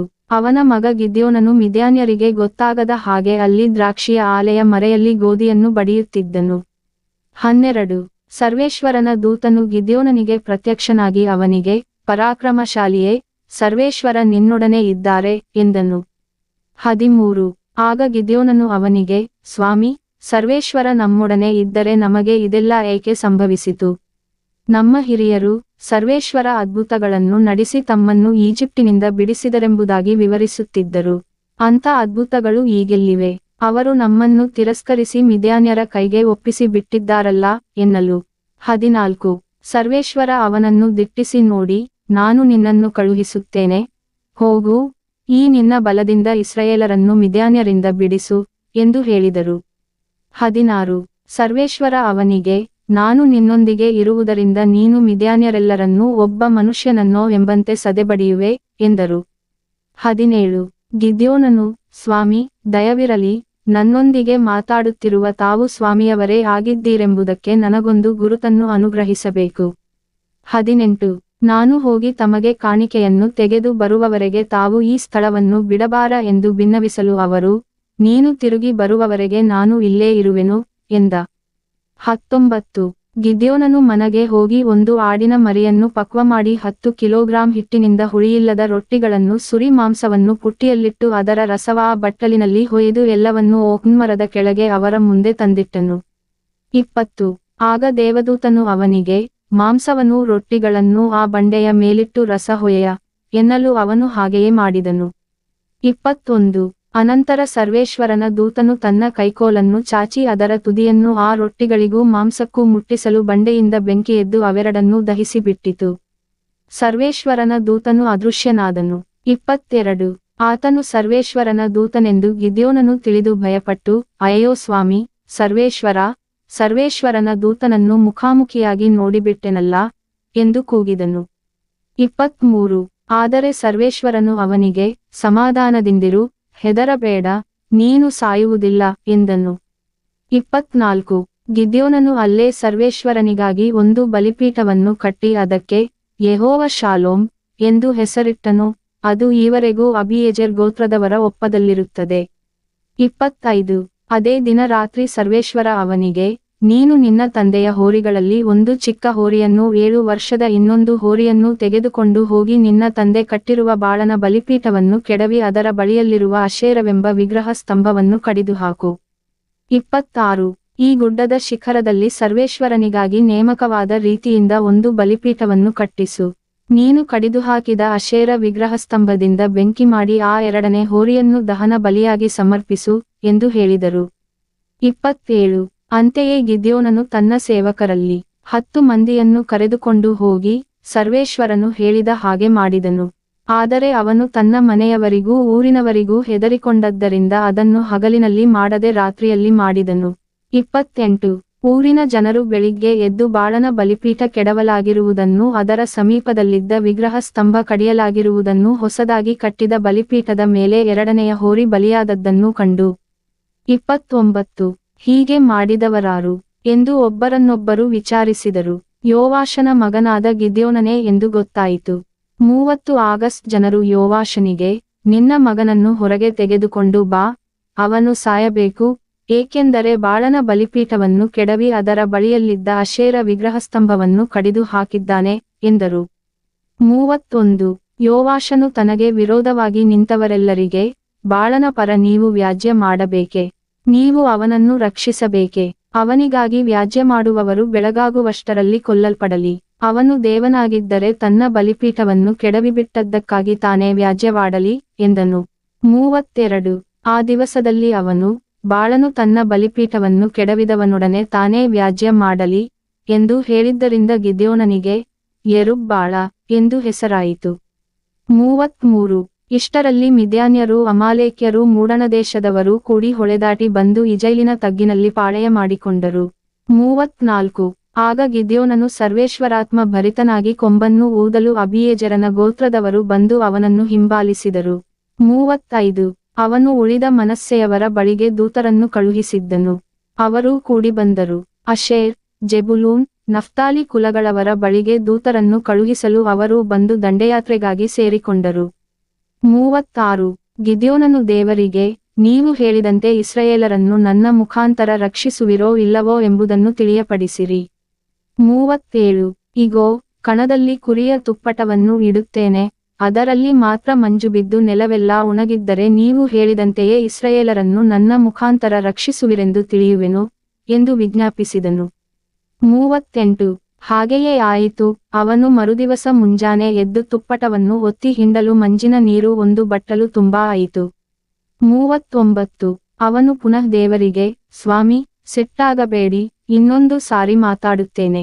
ಇನ್ನು ಒಂದೇ ಸಾರಿ ಈ ತುಪ್ಪಟದಿಂದ ನಿಮ್ಮನ್ನು ಪರೀಕ್ಷಿಸುವುದಕ್ಕೆ ಅಪ್ಪಣೆಯಾಗಲಿ, ಈ ತುಪ್ಪಟ ಮಾತ್ರವೇ ಒಣಗಿದ್ದು ನೆಲದ ಮೇಲೆಲ್ಲ ಹನಿಬಿದ್ದಿರಲಿ ಎಂದನು. 40 ಆ ರಾತ್ರಿ ದೇವರು ಹಾಗೆಯೇ ಮಾಡಿದರು, ತುಪ್ಪಟ ಮಾತ್ರ ಒಣಗಿತ್ತು, ನೆಲದ ಮೇಲೆಲ್ಲ ಹನಿಬಿದ್ದಿತ್ತು. ನ್ಯಾಯಾಧೀಶರು ಅಧ್ಯಾಯ 7 1 ಯೆರುಬ್ಬಾಳ ಎನಿಸಿಕೊಂಡ ಗಿದ್ಯೋನನು ಅವನ ಸಂಗಡ ಇದ್ದ ಜನರೂ ಬೆಳಿಗ್ಗೆ ಎದ್ದು ಹೊರಟು ಹೋಗಿ ಹರೋದಿನ ಬುಗ್ಗೆಯ ಬಳಿಯಲ್ಲಿ ಇಳಿದುಕೊಂಡರು. ಇವರಿಗೆ ಉತ್ತರ ದಿಕ್ಕಿನಲ್ಲಿ ಮೋರೆ ಗುಡ್ಡದ ಹಿಂದಿನ ತಗ್ಗಿನಲ್ಲಿ ಮಿದ್ಯಾನ್ಯರ ದಂಡಿಳಿದಿತ್ತು. 2 ಸರ್ವೇಶ್ವರ ಗಿದ್ಯೋನನಿಗೆ, ನಿನ್ನ ಸಂಗಡ ಇರುವ ಜನರು ಹೆಚ್ಚು ಸಂಖ್ಯೆಯಲ್ಲಿದ್ದಾರೆ. ಇವರ ಕೈಗೆ ಮಿದ್ಯಾನ್ಯರನ್ನು ಒಪ್ಪಿಸುವುದು ನನಗೆ ಸರಿಯಾಗಿ ಕಾಣುವುದಿಲ್ಲ, ಏಕೆಂದರೆ ಹಾಗೆ ಒಪ್ಪಿಸಿಕೊಟ್ಟರೆ ಸ್ವಂತ ಶಕ್ತಿಯಿಂದಲೇ ನಮಗೆ ರಕ್ಷಣೆ ಲಭಿಸಿತು ಎಂದು ಹೆಚ್ಚಳಪಟ್ಟು ನನ್ನನ್ನು ಅಲಕ್ಷ್ಯ ಮಾಡಬಹುದು. 3 ಆದ್ದರಿಂದ ಎಲ್ಲಾ ಜನರಿಗೆ ಕೇಳಿಸುವಂತೆ, ಭಯಭೀತರೂ ಅಂಜುಬುರುಕರೂ ಈ ಗಿಲ್ಯಾದ್ ಪರ್ವತವನ್ನು ಬಿಟ್ಟು ಮನೆಗೆ ಹೋಗಲಿ ಎಂದು ಪ್ರಕಟಿಸು ಎಂದರು. ಹಾಗೆ ಮಾಡಲು 22,000 ಮಂದಿ ಹಿಂದಿರುಗಿ ಹೋದರು, 10,000 ಮಂದಿ ಉಳಿದರು. 4 ಸರ್ವೇಶ್ವರ ಪುನಃ ಗಿದ್ಯೋನನಿಗೆ, ನಿನ್ನ ಬಳಿ ಇರುವ ಜನರು ಇನ್ನೂ ಹೆಚ್ಚಾಗಿದ್ದಾರೆ, ನೀನು ಅವರನ್ನು ಒಂದು ಹಳ್ಳಕ್ಕೆ ಕರೆದುಕೊಂಡು ಹೋಗು, ಅಲ್ಲಿ ಅವರನ್ನು ನಿನಗಾಗಿ ಆರಿಸುವೆನು. ಯಾರು ನಿನ್ನ ಸಂಗಡ ಹೋಗಬಹುದೆಂದು ಹೇಳುವೆನೋ ಅವರು ಮಾತ್ರ ಹೋಗಲಿ, ಯಾರಿಗೆ ಹೋಗಬಾರದೆಂದು ಹೇಳುವೆನೋ ಅವರು ಹೋಗದಿರಲಿ ಎಂದರು. 5. ಗಿದ್ಯೋನನು ಜನರನ್ನು ಹಳ್ಳಕ್ಕೆ ಕರೆದುಕೊಂಡು ಬಂದಾಗ ಸರ್ವೇಶ್ವರ ಅವನಿಗೆ, ನಾಯಿಯಂತೆ ನೀರನ್ನು ನಾಲಿಗೆಯಿಂದ ನೆಕ್ಕುವವರನ್ನು ಮೊಣಕಾಲೂರಿ ಕುಡಿಯುವವರನ್ನು ಬೇರೆ ಬೇರೆಯಾಗಿ ನಿಲ್ಲಿಸು ಎಂದು ಹೇಳಿದರು. 6.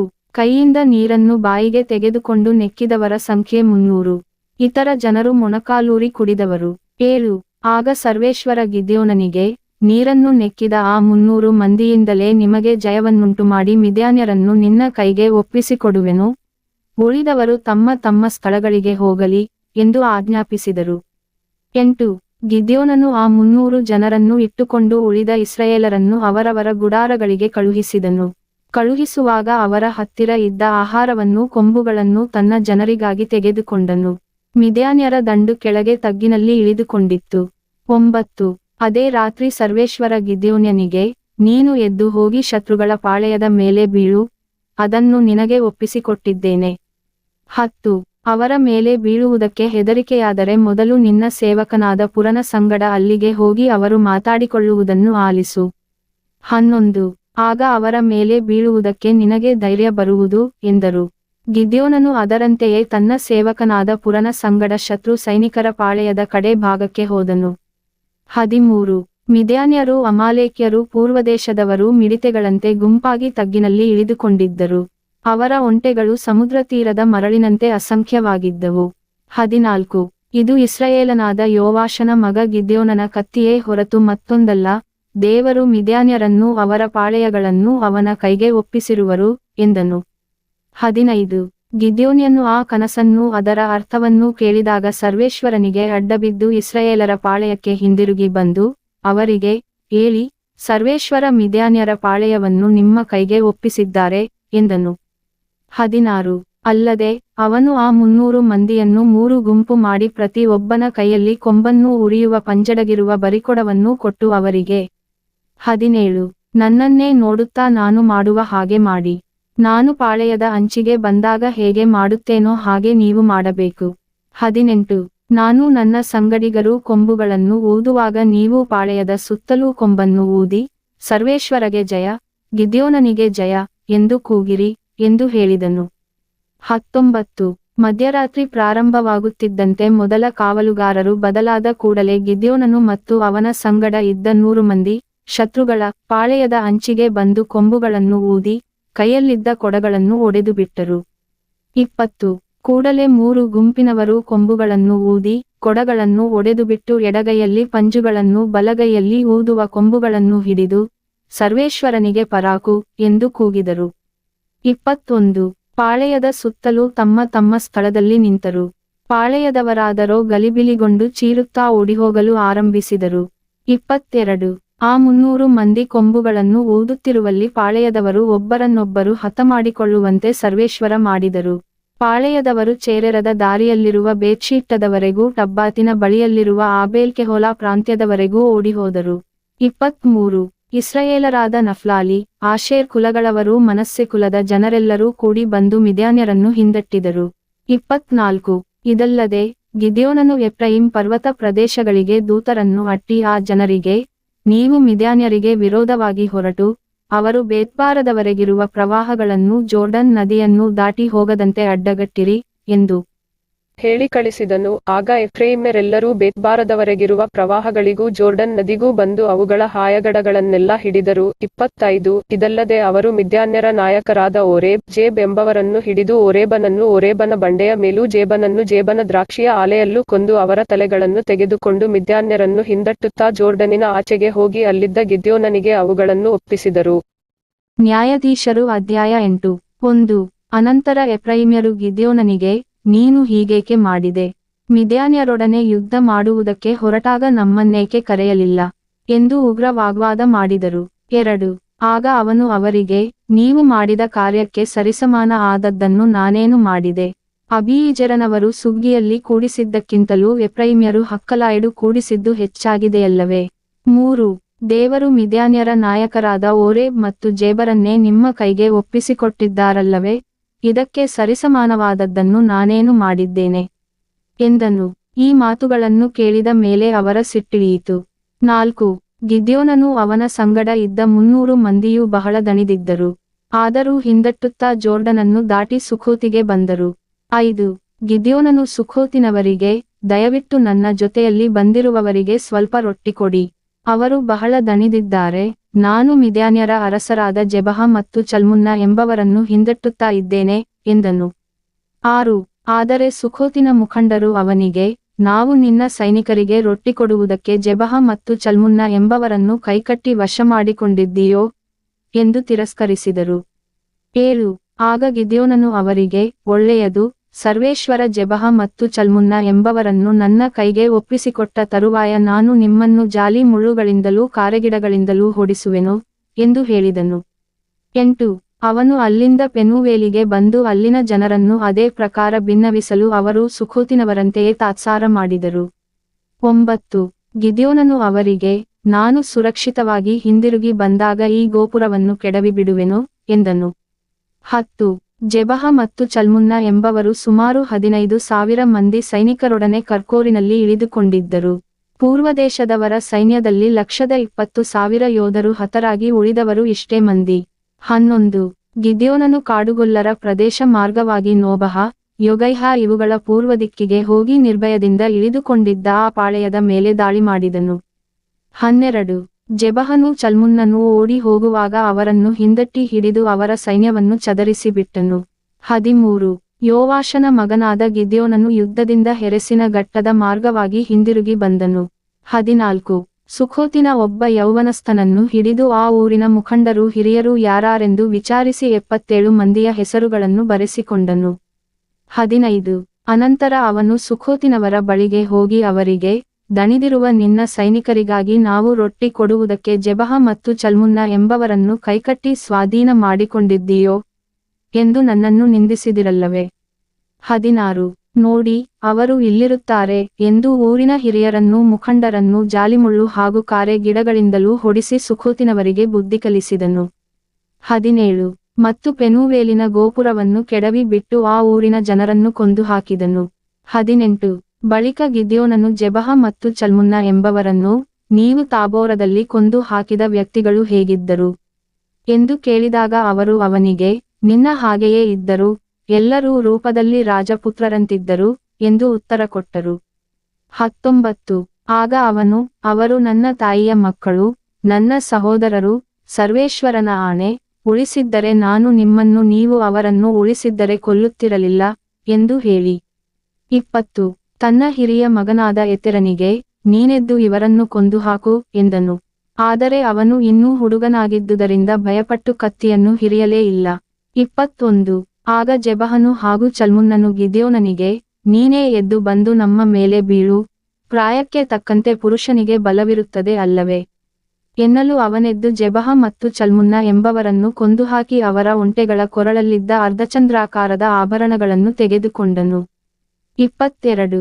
ತರುವಾಯ ಇಸ್ರಾಯೇಲರು ಗಿದ್ಯೋನನಿಗೆ, ನೀನು ನಮ್ಮನ್ನು ಮಿದ್ಯಾನ್ಯರ ಕೈಯಿಂದ ಬಿಡಿಸಿದ್ದೀಯಲ್ಲವೇ, ನೀನು ನಿನ್ನ ಮಗನೂ ಮೊಮ್ಮಗನೂ ವಂಶಪಾರಂಪರ್ಯವಾಗಿ ನಮ್ಮ ಮೇಲೆ ಅರಸರಾಗಿರಬೇಕು ಎಂದರು. 23. ಅವನು ಅವರಿಗೆ, ನಾನಾಗಲಿ ನನ್ನ ಮಗನಾಗಲಿ ನಿಮ್ಮನ್ನು ಆಳುವುದಿಲ್ಲ, ಸರ್ವೇಶ್ವರನೇ ನಿಮ್ಮ ಅರಸ. 24. ಆದರೆ ನಿಮ್ಮಲ್ಲಿ ನನ್ನದೊಂದು ಬಿನ್ನಹ, ಪ್ರತಿಯೊಬ್ಬನು ತಾನು ಕೊಳ್ಳೆ ಹೊಡೆದ ಮುರುವುಗಳನ್ನು ನನಗೆ ಕೊಡಲಿ ಎಂದನು. ಮಿದ್ಯಾನ್ಯರು ಇಷ್ಮಾಯೇಲ್ಯರಾಗಿದ್ದುದರಿಂದ ಬಂಗಾರದ ಮುರುವುಗಳನ್ನು ಹಾಕಿಕೊಳ್ಳುತ್ತಿದ್ದರು. 25. ಗಿದ್ಯೋನನ ಬಿನ್ನಹಕ್ಕೆ ಇಸ್ರಾಯೇಲರು, ನಾವು ಸಂತೋಷದಿಂದ ಕೊಡುತ್ತೇವೆ ಎಂದು ಹೇಳಿ ಅಲ್ಲಿ ಒಂದು ಬಟ್ಟೆಯನ್ನು ಹಾಸಿ, ಅದರ ಮೇಲೆ ತಾವು ಕೊಳ್ಳೆಯಾಗಿ ತಂದ ಮುರುವುಗಳನ್ನು ಇಟ್ಟರು. 26. ಗಿದ್ಯೋನನಿಗೆ ಮೊದಲೇ ದೊರಕಿದ್ದ ಅರ್ಧಚಂದ್ರಾಕಾರದ ಆಭರಣ, ಕುಂಡಲ, ಮಿದ್ಯಾನ್ ರಾಜರು ಹೊದ್ದುಕೊಂಡಿದ್ದ ರಕ್ತಾಂಬರ, ಅವರ ಒಂಟೆಗಳ ಕಂಠಮಾಲೆ ಇವುಗಳ ಹೊರತಾಗಿ ಅವನು ಇಸ್ರಾಯೇಲರಿಂದ ಕೇಳಿ ತೆಗೆದುಕೊಂಡ ಮುರುವುಗಳ ಬಂಗಾರವೇ 20 ಕಿಲೋಗ್ರಾಂ ತೂಕವಾಗಿತ್ತು. 27. ಈ ಬಂಗಾರದಿಂದ ಗಿದ್ಯೋನನು ಒಂದು ಏಫೋದ ಅನ್ನು ಮಾಡಿಸಿ ಅದನ್ನು ತನ್ನ ಊರಾದ ಒಪ್ಪದಲ್ಲಿಟ್ಟನು. ಅದನ್ನು ಪೂಜಿಸುತ್ತಿದ್ದುದರಿಂದ ಇಸ್ರಾಯೇಲರೆಲ್ಲರೂ ದೇವದ್ರೋಹಿಗಳಾದರು, ಅದು ಗಿದ್ಯೋನನಿಗೂ ಅವನ ಮನೆಯವರಿಗೂ ಒಂದು ಉರುಲು ಆಯಿತು. 28. ಮಿದ್ಯಾನ್ಯರು ಇಸ್ರಾಯೇಲರ ಮುಂದೆ ಬಹಳವಾಗಿ ತಗ್ಗಿಹೋದರು. ಅವರು ಮರಳಿ ತಲೆಯೆತ್ತಲಾಗಲಿಲ್ಲ. ಗಿದ್ಯೋನನ ಜೀವಮಾನದಲ್ಲಿ 40 ವರ್ಷಗಳ ಕಾಲಪರ್ಯಂತ ದೇಶದಲ್ಲಿ ಶಾಂತಿ ಸಮಾಧಾನವಿತ್ತು. 29 ಯೋವಾಷನ ಮಗ ಯೆರುಬ್ಬಾಳನು ಹೋಗಿ ತನ್ನ ಮನೆಯಲ್ಲಿ ವಾಸವಾಗಿದ್ದನು. 30 ಗಿದ್ಯೋನನಿಗೆ ಅನೇಕ ಮಂದಿ ಹೆಂಡತಿಯರು ಇದ್ದರು. ಅವನಿಗೆ 70 ಮಂದಿ ಗಂಡು ಮಕ್ಕಳು ಹುಟ್ಟಿದರು. 31 ಅವನಿಗೆ ಶೆಕೆಮಿನಲ್ಲಿ ಇದ್ದ ತನ್ನ ಉಪಪತ್ನಿಯಲ್ಲಿ ಇನ್ನೊಬ್ಬ ಮಗ ಹುಟ್ಟಿದನು. ಅವನಿಗೆ ಅಬೀಮೆಲೆಕನೆಂದು ಹೆಸರಿಟ್ಟನು. 32 ಯೋವಾಷನ ಮಗನಾದ ಗಿದ್ಯೋನನು ಹಣ್ಣು ಮುದುಕನಾಗಿ ಮರಣ ಹೊಂದಲು ಅವನ ಶವವನ್ನು ಅಬೀಯೆಜೆರಿಯರ ಒಪ್ಪದಲ್ಲಿದ್ದ ಒಂದು ಸಮಾಧಿಯಲ್ಲಿ ಹೂಣಿಟ್ಟರು. ಆ ಸಮಾಧಿ ಅವನ ತಂದೆ ಆದ ಯೋವಾಷನದಾಗಿತ್ತು. 33 ಗಿದ್ಯೋನನು ಸತ್ತ ನಂತರ ಇಸ್ರಾಯೇಲರು ದೇವದ್ರೋಹಿಗಳಾಗಿ ಬಾಳನ ಪ್ರತಿಮೆಗಳನ್ನು ಪೂಜಿಸಿದರು. ಬಾಳ್ ಬೆರೀತನನ್ನು ತಮ್ಮ ದೇವರನ್ನಾಗಿ ಮಾಡಿಕೊಂಡರು. 34 ಸುತ್ತಮುತ್ತಲಿನ ಶತ್ರುಗಳಿಂದ ತಮ್ಮನ್ನು ಬಿಡಿಸಿದ ದೇವರಾದ ಸರ್ವೇಶ್ವರನನ್ನು ಮರೆತುಬಿಟ್ಟರು. 35 ಯೆರುಬ್ಬಾಳನೆಂಬ ಗಿದ್ಯೋನನು ತಮಗೆ ಮಾಡಿದ ಉಪಕಾರಗಳನ್ನು ಸ್ಮರಿಸಲಿಲ್ಲ, ಅವನ ಮನೆಯವರಿಗೆ ದಯೆ ತೋರಿಸಲಿಲ್ಲ. ನ್ಯಾಯಾಧೀಶರು ಅಧ್ಯಾಯ 9 1 ಯೆರುಬ್ಬಾಳನ ಮಗ ಅಬೀಮೆಲೆಕನು ಶೆಕೆಮಿಗೆ ಹೋಗಿ ತನ್ನ ಸೋದರ ಮಾವಂದಿರಿಗೂ ತಾಯಿಯ ಬಂಧುಗಳೆಲ್ಲರಿಗೂ 2 ನೀವು ದಯವಿಟ್ಟು ಶೆಕೆಮಿನ ಹಿರಿಯರೊಡನೆ ಮಾತಾಡಬೇಕು. ಯೆರುಬ್ಬಾಳನ 70 ಮಂದಿ ಮಕ್ಕಳು ನಿಮ್ಮನ್ನು ಆಳುವುದು ಒಳ್ಳೆಯದೋ ಅಥವಾ ಒಬ್ಬನೇ ಆಳುವುದು ಮೇಲೋ ಎಂದು ಅವರನ್ನು ವಿಚಾರಿಸಬೇಕು. ನಾನು ಅವರ ರಕ್ತ ಸಂಬಂಧಿಯಾಗಿದ್ದೇನೆಂಬುದನ್ನು ಜ್ಞಾಪಕಪಡಿಸಬೇಕು ಎಂದು ಕೇಳಿಕೊಂಡನು. 3 ಅವರು ಶೆಕೆಮಿನ ಹಿರಿಯರ ಬಳಿಗೆ ಹೋಗಿ ಅಬೀಮೆಲೆಕನ ವಿಷಯದಲ್ಲಿ ಹಾಗೆಯೇ ಹೇಳಿದರು. ಅವರು, ಇವನು ನಮ್ಮ ಸಹೋದರನಾಗಿದ್ದಾನಲ್ಲವೇ ಎಂದುಕೊಂಡು ಅವನ ಪಕ್ಷವಹಿಸಲು ಒಪ್ಪಿಕೊಂಡರು. 4 ಅದು ಮಾತ್ರವಲ್ಲ, ಬಾಳ್ಬೆರೀತಿನ ದೇವಸ್ಥಾನದಿಂದ 70 ಬೆಳ್ಳಿನಾಣ್ಯಗಳನ್ನು ಅವನಿಗೆ ಕೊಟ್ಟರು. ಅವನು ಈ ಹಣದಿಂದ ಕೆಲವು ಮಂದಿ ಪುಂಡಪೋಖರಿಗಳನ್ನು ಕೂಡಿಸಿ ಅವರ ನಾಯಕನಾಗಿ ಹೊರ 5 ಒಪ್ಪದಲ್ಲಿದ್ದ ತನ್ನ ತಂದೆಯಾದ ಯೆರುಬ್ಬಾಳನ ಮನೆಗೆ ಹೋಗಿ ಅವನ 70 ಮಂದಿ ಮಕ್ಕಳನ್ನು ಹಿಡಿದು ಒಂದೇ ಬಂಡೆಯ ಮೇಲೆ ಕೊಲ್ಲಿಸಿದನು. ಆದರೆ ಕಿರಿಯವನಾದ ಯೋತಾಮನು ಅವಿತುಕೊಂಡು ತನ್ನ ಜೀವವನ್ನು ಉಳಿಸಿಕೊಂಡನು. 6 ತರುವಾಯ ಎಲ್ಲಾ ಶೆಕೆಮಿನವರು ಹಾಗೂ ಮಿಲ್ಲೋ ಕೋಟೆಯವರು ಶೆಕೆಮಿನ ಬಳಿಯಲ್ಲಿ ಸ್ಮಾರಕ ಸ್ತಂಭವಿರುವ ಓಕ್ನ್ ಮರದ ಹತ್ತಿರ ಕೂಡಿ ಬಂದು ಅಬೀಮೆಲೆಕನನ್ನು ತಮ್ಮ ಅರಸನನ್ನಾಗಿ ಮಾಡಿಕೊಂಡರು. 7 ಶೆಕೆಮಿನ ಜನರೇ, ನನ್ನ ಮಾತಿಗೆ ಕಿವಿಗೊಡಿ, ಆಗ ದೇವರು ನಿಮ್ಮ ಮೊರೆಗೆ ಕಿವಿಗೊಡುವರು. ಯೋತಾಮನ ಸಾಮತಿ ಯೋತಾಮನು ಇದನ್ನು ಕೇಳಿ ಗೆರಿಜ್ಜಿಮ್ ಬೆಟ್ಟದ ತುದಿಯಲ್ಲಿ ನಿಂತು ಗಟ್ಟಿಯಾದ ಧ್ವನಿಯಿಂದ ಹೀಗೆಂದನು. 8 ಒಮ್ಮೆ ಮರಗಳು ತಮಗೆ ಒಬ್ಬ ಅರಸನನ್ನು ಅಭಿಷೇಕಿಸಬೇಕೆಂದು ಹೊರಟು ಓಲಿವ್ ಮರದ ಬಳಿಗೆ ಬಂದು, ನೀನು ನಮಗೆ ಅರಸನಾಗು ಎಂದವು. 9 ಅದು ಅವುಗಳಿಗೆ, ನನ್ನಲ್ಲಿರುವ ಎಣ್ಣೆಯಿಂದ ದೇವತೆಗಳೂ ಮಾನವರೂ ಘನತೆ ಗೌರವಗಳನ್ನು ಪಡೆಯುತ್ತಾರೆ. ಇದನ್ನು ಬಿಟ್ಟು ಮರಗಳ ಮೇಲೆ ಓಲಾಡುವುದಕ್ಕೆ ಬರಬೇಕೋ ಎಂದಿತು. 10 ಬಳಿಕ ಆ ಮರಗಳು ಅಂಜೂರದ ಗಿಡದ ಬಳಿಗೆ ಹೋಗಿ ಅದಕ್ಕೆ, ನೀನು ಬಂದು ನಮ್ಮ ಅರಸನಾಗು ಎಂದವು. 11 ಅದು, ನಾನು ನನ್ನ ಶ್ರೇಷ್ಠವಾದ ಸಿಹಿಹಣ್ಣು ಕೊಡುವುದನ್ನು ಬಿಟ್ಟು ಮರಗಳ ಮೇಲೆ ಓಲಾಡುವುದಕ್ಕೆ ಬರಬೇಕೋ ಎಂದಿತು. 12 ಅನಂತರ ಆ ಮರಗಳು ದ್ರಾಕ್ಷಾಬಳ್ಳಿಯ ಬಳಿಗೆ ಹೋಗಿ, ನೀನು ಬಂದು ನಮ್ಮ ಅರಸನಾಗು ಎಂದವು. 13 ಅದಕ್ಕೆ ಆ ಬಳ್ಳಿ, ನಾನು ನನ್ನ ರಸದಿಂದ ದೇವತೆಗಳಿಗೂ ಮಾನವರಿಗೂ ಆನಂದ ತರುವುದನ್ನು ಬಿಟ್ಟು ಮರಗಳ ಮೇಲೆ ಓಲಾಡುವುದಕ್ಕೆ ಬರಬೇಕೋ ದಿತು. 14 ಕಡೆಗೆ ಆ ಮರಗಳು ಮುಳ್ಳು ಪೊದೆಯ ಬಳಿಗೆ ಹೋಗಿ, ನೀನು ಬಂದು ನಮ್ಮ ಅರಸನಾಗು ಎಂದವು. 15 ಅದಕ್ಕೆ ಆ ಪೊದೆ, ನೀವು ನಿಜವಾದ ಮನಸ್ಸಿನಿಂದ ನನಗೆ ರಾಜ್ಯಾಭಿಷೇಕ ಮಾಡಬೇಕೆಂದಿರುವುದಾದರೆ ಬನ್ನಿ, ಬಂದು ನನ್ನ ನೆರಳಲ್ಲಿ ಆಶ್ರಯಿಸಿಕೊಳ್ಳಿ, ಇಲ್ಲವಾದರೆ ನನ್ನಿಂದ ಬೆಂಕಿ ಹೊರಟು ಲೆಬ್ನೋನಿನ ದೇವದಾರು ವೃಕ್ಷಗಳನ್ನು ಸುಟ್ಟು ಬಿಡುವುದು ಎಂದು ಬಿಟ್ಟಿತು. 16 ನೀವು ಅಬೀಮೆಲೆಕನನ್ನು ಅರಸನನ್ನಾಗಿ ಮಾಡಿದ್ದು ನ್ಯಾಯಸಮ್ಮತವೇ? ಅದು ಧರ್ಮಕಾರ್ಯವೇ? ಯೆರುಬ್ಬಾಳನು ನಿಮಗೆ ಮಾಡಿದ ಉಪಕಾರಕ್ಕಾಗಿ ನೀವು ಅವನಿಗೂ ಅವನ ಮನೆಯವರಿಗೂ ಪ್ರತ್ಯುಪಕಾರ ಮಾಡಿದಿರೋ? 17 ನನ್ನ ತಂದೆ ತನ್ನ ಪ್ರಾಣಾಶೆಯನ್ನು ತೊರೆದು ಹೋರಾಡಿ ನಿಮ್ಮನ್ನು ಮಿದ್ಯಾನ್ಯರ ಕೈಯಿಂದ ಬಿಡಿಸಿದನಲ್ಲವೇ? 18 ಆದರೆ ನೀವು ಈಗ ನನ್ನ ತಂದೆಯ ಮನೆಗೆ ವಿರೋಧವಾಗಿ ನಿಂತು ಅವನ 70 ಮಂದಿ ಮಕ್ಕಳನ್ನು ಒಂದೇ ಬಂಡೆಯ ಮೇಲೆ ವಧಿಸಿದ ಅವನ ದಾಸಿಯ ಮಗನಾದ ಅಬೀಮೆಲೆಕನನ್ನು ನಿಮ್ಮ ಬಂಧುವೆಂದು ಹೇಳಿ ಶೆಕೆಮಿನ ಅರಸನನ್ನಾಗಿ ಮಾಡಿಕೊಂಡಿದ್ದೀರಿ. 19 ನೀವು ಈಗ ಯೆರುಬ್ಬಾಳನಿಗೂ ಅವನ ಮನೆಯವರಿಗೂ ಮಾಡಿದ್ದು ನ್ಯಾಯವೂ ಧರ್ಮವೂ ಆಗಿದ್ದರೆ ಅಬೀಮೆಲೆಕನಲ್ಲೇ ಆನಂದಿಸಿರಿ, ಅವನು ನಿಮ್ಮಲ್ಲೇ ಆನಂದಿಸಲಿ. 20 ಇಲ್ಲವಾದರೆ ಅಬೀಮೆಲೆಕನಿಂದ ಬೆಂಕಿ ಹೊರಟು ಶೆಕೆಮಿನವರನ್ನೂ ಮಿಲ್ಲೋ ಕೋಟೆಯವರನ್ನೂ ಸುಟ್ಟು ಬಿಡಲಿ, ಶೆಕೆಮಿನವರಿಂದಲೂ ಮಿಲ್ಲೋ ಕೋಟೆಯವರಿಂದಲೂ ಬೆಂಕಿ ಹೊರಟು ಅಬೀಮೆಲೆಕನನ್ನು ಸುಟ್ಟು ಬಿಡಲಿ. 21 ಯೋತಾಮನು ಇಷ್ಟು ಹೇಳಿ ತನ್ನ ಸಹೋದರನಾದ ಅಬೀಮೆಲೆಕನಿಂದ ತಪ್ಪಿಸಿಕೊಂಡು ಬೇರಕ್ಕೆ ಓಡಿಹೋಗಿ ಅಲ್ಲೇ ವಾಸಮಾಡಿದನು. 22 ಅಬೀಮೆಲೆಕನು ಇಸ್ರಾಯೇಲರನ್ನು 3 ವರ್ಷ ಆಳಿದ ನಂತರ 23 ಸರ್ವೇಶ್ವರ ಸ್ವಾಮಿ ಅವನಿಗೂ ಶೆಕೆಮಿನ ಹಿರಿಯರಿಗೂ ವೈಮನಸ್ಸು ಹುಟ್ಟುವಂತೆ ದುಷ್ಟ ಆತ್ಮವನ್ನು ಕಳುಹಿಸಿದರು. ಈ ಶೆಕೆಮಿನವರು ಅಬೀಮೆಲೆಕನಿಗೆ ದ್ರೋಹ ಎಸಗಿದರು. 24 ಹೀಗೆ ಯೆರುಬ್ಬಾಳನ 70 ಮಂದಿ ಮಕ್ಕಳನ್ನು ಕ್ರೂರತನದಿಂದ ಕೊಂದು ಹಾಕಿದ ರಕ್ತಾಪರಾಧ ಫಲವು ಅವರ ಸಹೋದರನಾದ ಅಬೀಮೆಲೆಕನ ಮೇಲೂ ಆ ಕೃತ್ಯದಲ್ಲಿ ಅವನಿಗೆ ಸಹಾಯಕರಾಗಿದ್ದ ಶೆಕೆಮಿನವರ ಮೇಲೂ ಬರುವುದಕ್ಕೆ ಮಾರ್ಗವಾಯಿತು. 25 ಶೆಕೆಮಿನವರು ಅಬೀಮೆಲೆಕನಿಗೆ ವಿರೋಧವಾಗಿ ಪರ್ವತ ಶಿಖರಗಳಲ್ಲಿ ಹೊಂಚುಗಾರರನ್ನಿಟ್ಟರು. ಇವರು ಆ ದಾರಿಗಳಲ್ಲಿ ಸಂಚರಿಸುವ ಪ್ರಯಾಣಿಕರನ್ನು ಸುಲಿಗೆ ಮಾಡುತ್ತಿದ್ದರು. ಈ ವರ್ತಮಾನ ಅಬೀಮೆಲೆಕನಿಗೆ ಮುಟ್ಟಿತು. 26 ಅದೇ ಸಮಯದಲ್ಲಿ ಎಬೆದನ ಮಗನಾದ ಗಾಳನೆಂಬವನು ತನ್ನ ಬಂಧುಗಳೊಡನೆ ಶೆಕೆಮಿಗೆ ಬಂದನು. ಶೆಕೆಮಿನ ಹಿರಿಯರು ಅವನಲ್ಲಿ ಭರವಸೆ ಇಟ್ಟರು. 27 ಆ ಊರಿನವರು ಒಂದು ದಿವಸ ತಮ್ಮ ದ್ರಾಕ್ಷಾಫಲಗಳನ್ನು ಕೊಯ್ದು ಆಲೆಗಳಲ್ಲಿ ರಸ ತೆಗೆದು ತಮ್ಮ ದೇವರ ಗುಡಿಗೆ ಹೋಗಿ ಹಬ್ಬ ಮಾಡಿ ಉಂಡು ಕುಡಿದು ಅಬೀಮೆಲೆಕನನ್ನು ಶಪಿಸಿದರು. 28 ಎಬೇದನ ಮಗನಾದ ಗಾಳನು ಅವರ ಸಂಗಡ ಕೂಡಿಕೊಂಡು, ಅಬೀಮೆಲೆಕನು ಎಷ್ಟರವನು? ಶೆಕೆಮಿನವರಾದ ನಾವು ಎಷ್ಟರವರು? ನಾವು ಅಬೀಮೆಲೆಕನಿಗೆ ಏಕೆ ಸೇವೆ ಮಾಡಬೇಕು? ಅವನು ಯೆರುಬ್ಬಾಳನ ಮಗನಲ್ಲವೇ? ಅವನ ಪುರಾಧಿಕಾರಿ ಜೆಬುನಲ್ಲವೇ? ನಾವು ಅವನಿಗೆ ಏಕೆ ಸೇವೆ ಮಾಡಬೇಕು? ಶೆಕೆಮನ ತಂದೆಯಾದ ಹಮೋರನ ವಂಶದವರಿಗೆ ಸೇವೆ ಮಾಡೋಣ. 29 ಈ ಜನರ ಮೇಲೆ ನನಗೆ ಅಧಿಕಾರವಿದ್ದರೆ ಅಬೀಮೆಲೆಕನನ್ನು ಓಡಿಸಿ ಬಿಡುತ್ತಿದ್ದೆ ಎಂದು ಹೇಳಿದನು. ಅಷ್ಟು ಮಾತ್ರವಲ್ಲದೆ, ಎಲಾ ಅಬೀಮೆಲೆಕನೇ, ಸೈನ್ಯವನ್ನು ತೆಗೆದುಕೊಂಡು ನನ್ನೊಡನೆ ಯುದ್ಧಕ್ಕೆ ಬಾ ಎಂದು ಕೊಚ್ಚಿಕೊಂಡನು. 30 ಪುರಾಧಿಕಾರಿಯಾದ ಜೆಬುಲನು ಎಬೆದನ ಮಗನಾದ ಗಾಳನ ಮಾತುಗಳನ್ನು ಕೇಳಿ ಕೋಪಗೊಂಡನು. ಯಾರಿಗೂ ತಿಳಿಯದಂತೆ ಅಬೀಮೆಲೆಕನ ಬಳಿಗೆ ದೂತರನ್ನು ಕಳುಹಿಸಿ, 31 ಇಗೋ, ಎಬೆದನ ಮಗನಾದ ಗಾಳನು ಅವನ ಬಂಧುಗಳು ಇಲ್ಲಿಗೆ ಬಂದು ಶೆಕೆಮಿನವರೆಲ್ಲರನ್ನೂ ನಿನಗೆ ವಿರೋಧವಾಗಿ ಹುರಿದು ಬಿಂಬಿಸುತ್ತಿದ್ದಾರೆ. 32 ಆದುದರಿಂದ ನೀನು ಈ ರಾತ್ರಿಯಲ್ಲೇ ಸೈನ್ಯವನ್ನು ತೆಗೆದುಕೊಂಡು ಬಂದು ಹೊಲಗಳಲ್ಲಿ ಹೊಂಚು ಹಾಕಿಕೊಂಡಿರು. 33 ಸೂರ್ಯನು ಉದಯಿಸುತ್ತಲೇ ಎದ್ದು ಪಟ್ಟಣದ ಮೇಲೆ ಬೀಳು, ಅವನು ಅವನ ಜೊತೆಯಲ್ಲಿರುವವರು ನಿನಗೆ ವಿರೋಧವಾಗಿ ಹೊರಟು ಬಂದಾಗ ನಿನಗೆ ಅನುಕೂಲ ತೋರಿದ ಹಾಗೆ ಮಾಡು ಎಂದು ಹೇಳಿಸಿದನು. 34 ಅಬೀಮೆಲೆಕನು ಅವನ ಜನರೂ ರಾತ್ರಿಯಲ್ಲೇ ಹೊರಟು ಬಂದು 4 ಗುಂಪಾಗಿ ಶೆಕೆಮಿನವರನ್ನು ಹೊಂಚಿ ಕಾಯುತ್ತಿದ್ದರು. 35 ಎಬೆದನ ಮಗನಾದ ಗಾಳನು ಹೊರಗೆ ಹೋಗಿ ಊರ ಬಾಗಿಲಲ್ಲಿ ನಿಂತುಕೊಂಡಾಗ ಅಬೀಮೆಲೆಕನು ಅವನ ಜನರು ತಾವು ಹೊಂಚಿ ನೋಡುತ್ತಿದ್ದ ಸ್ಥಳದಿಂದ ಎದ್ದು ಬಂದರು. 36 ಗಾಳನು ಅವರನ್ನು ಕಂಡು ಜೆಬುಲನಿಗೆ, ಇಗೋ, ಬೆಟ್ಟದ ಮೇಲಿನಿಂದ ಜನರು ಬರುತ್ತಿದ್ದಾರೆ ಎಂದು ಹೇಳಲು ಜೆಬುಲನು ಅವನಿಗೆ, ನೀನು ಬೆಟ್ಟದ ನೆರಳನ್ನು ನೋಡಿ ಜನರೆಂದು ಭಾವಿಸುತ್ತೀ ಎಂದನು. ಅವನು ಪುನಃ 37 ನೋಡು, ದೇಶನಾಭಿಗಿರಿಯಿಂದ ಜನರು ಬರುತ್ತಿದ್ದಾರೆ, ಕಣಿಹೇಳುವವರ ಮರದ ಮಾರ್ಗವಾಗಿ ಇನ್ನೊಂದು ಗುಂಪು ಬರುತ್ತಿದೆ ಎಂದನು.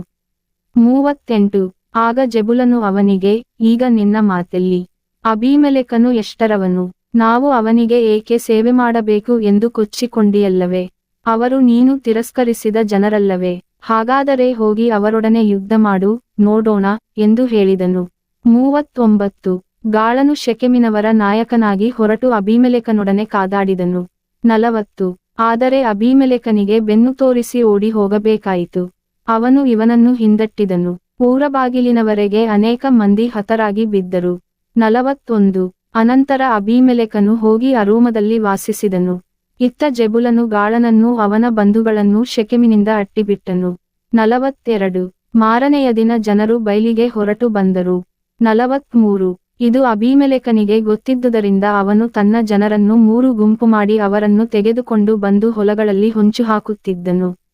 ಜನರು ಪಟ್ಟಣದಿಂದ ಹೊರಟು ಬರುವುದನ್ನು ಇವನು ಕಾಣುತ್ತಲೇ ಅಲ್ಲಿಂದ ಎದ್ದು ಅವರ ಮೇಲೆ ದಾಳಿ ಮಾಡಿದನು. 44 ಅಬೀಮೆಲೆಕನೂ ಅವನ ಸಂಗಡ ಇದ್ದ ಗುಂಪಿನವರೂ ಓಡಿಬಂದು ಊರಬಾಗಿಲಲ್ಲಿ ನಿಂತರು.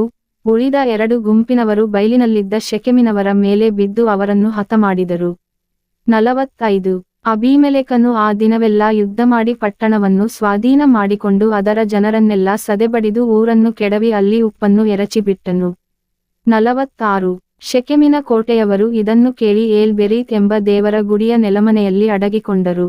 47 ಕೋಟೆಯವರೆಲ್ಲರೂ ಅಲ್ಲಿ ಅಡಗಿಕೊಂಡಿದ್ದಾರೆಂಬುದು ಅಬೀಮೆಲೆಕನಿಗೆ ಗೊತ್ತಾದಾಗ ಅವನು ಕೊಡಲಿಯನ್ನು ತೆಗೆದುಕೊಂಡು ತನ್ನ ಜನರೆಲ್ಲರೊಡನೆ ಚಲ್ಮನ್ ಗುಡ್ಡವನ್ನೇರಿದನು. 48 ತನ್ನವರಿಗೆ, ನಾನು ಮಾಡುವಂತೆಯೇ ನೀವು ತೀವ್ರವಾಗಿ ಮಾಡಿರಿ, ಎಂದು ಹೇಳಿ ತಾನು ಒಂದು ಮರದ ಕೊಂಬೆಯನ್ನು ಕಡಿದು ಹೆಗಲ ಮೇಲೆ ಹೊತ್ತುಕೊಂಡನು. 49 ಅವರು ಅದರಂತೆಯೇ ಮಾಡಿದರು. ಅವನ ಹಿಂದೆ ಹೋಗಿ ಆ ಕೊಂಬೆಗಳನ್ನು ಅವರಿದ್ದ ನೆಲ ಮನೆಯ ಸುತ್ತಲೂ ಹಾಕಿ ಬೆಂಕಿ ಹೊತ್ತಿಸಿ ಅದನ್ನು ಸುಟ್ಟು ಬಿಟ್ಟರು. ಹೀಗೆ ಶೆಕೆಮ್ ಕೋಟೆಯವರೆಲ್ಲರೂ ಸತ್ತರು. ಸ್ತ್ರೀ ಪುರುಷರೆಲ್ಲ ಸೇರಿ ಅವರು ಸುಮಾರು 1000 ಜನರಿದ್ದರು.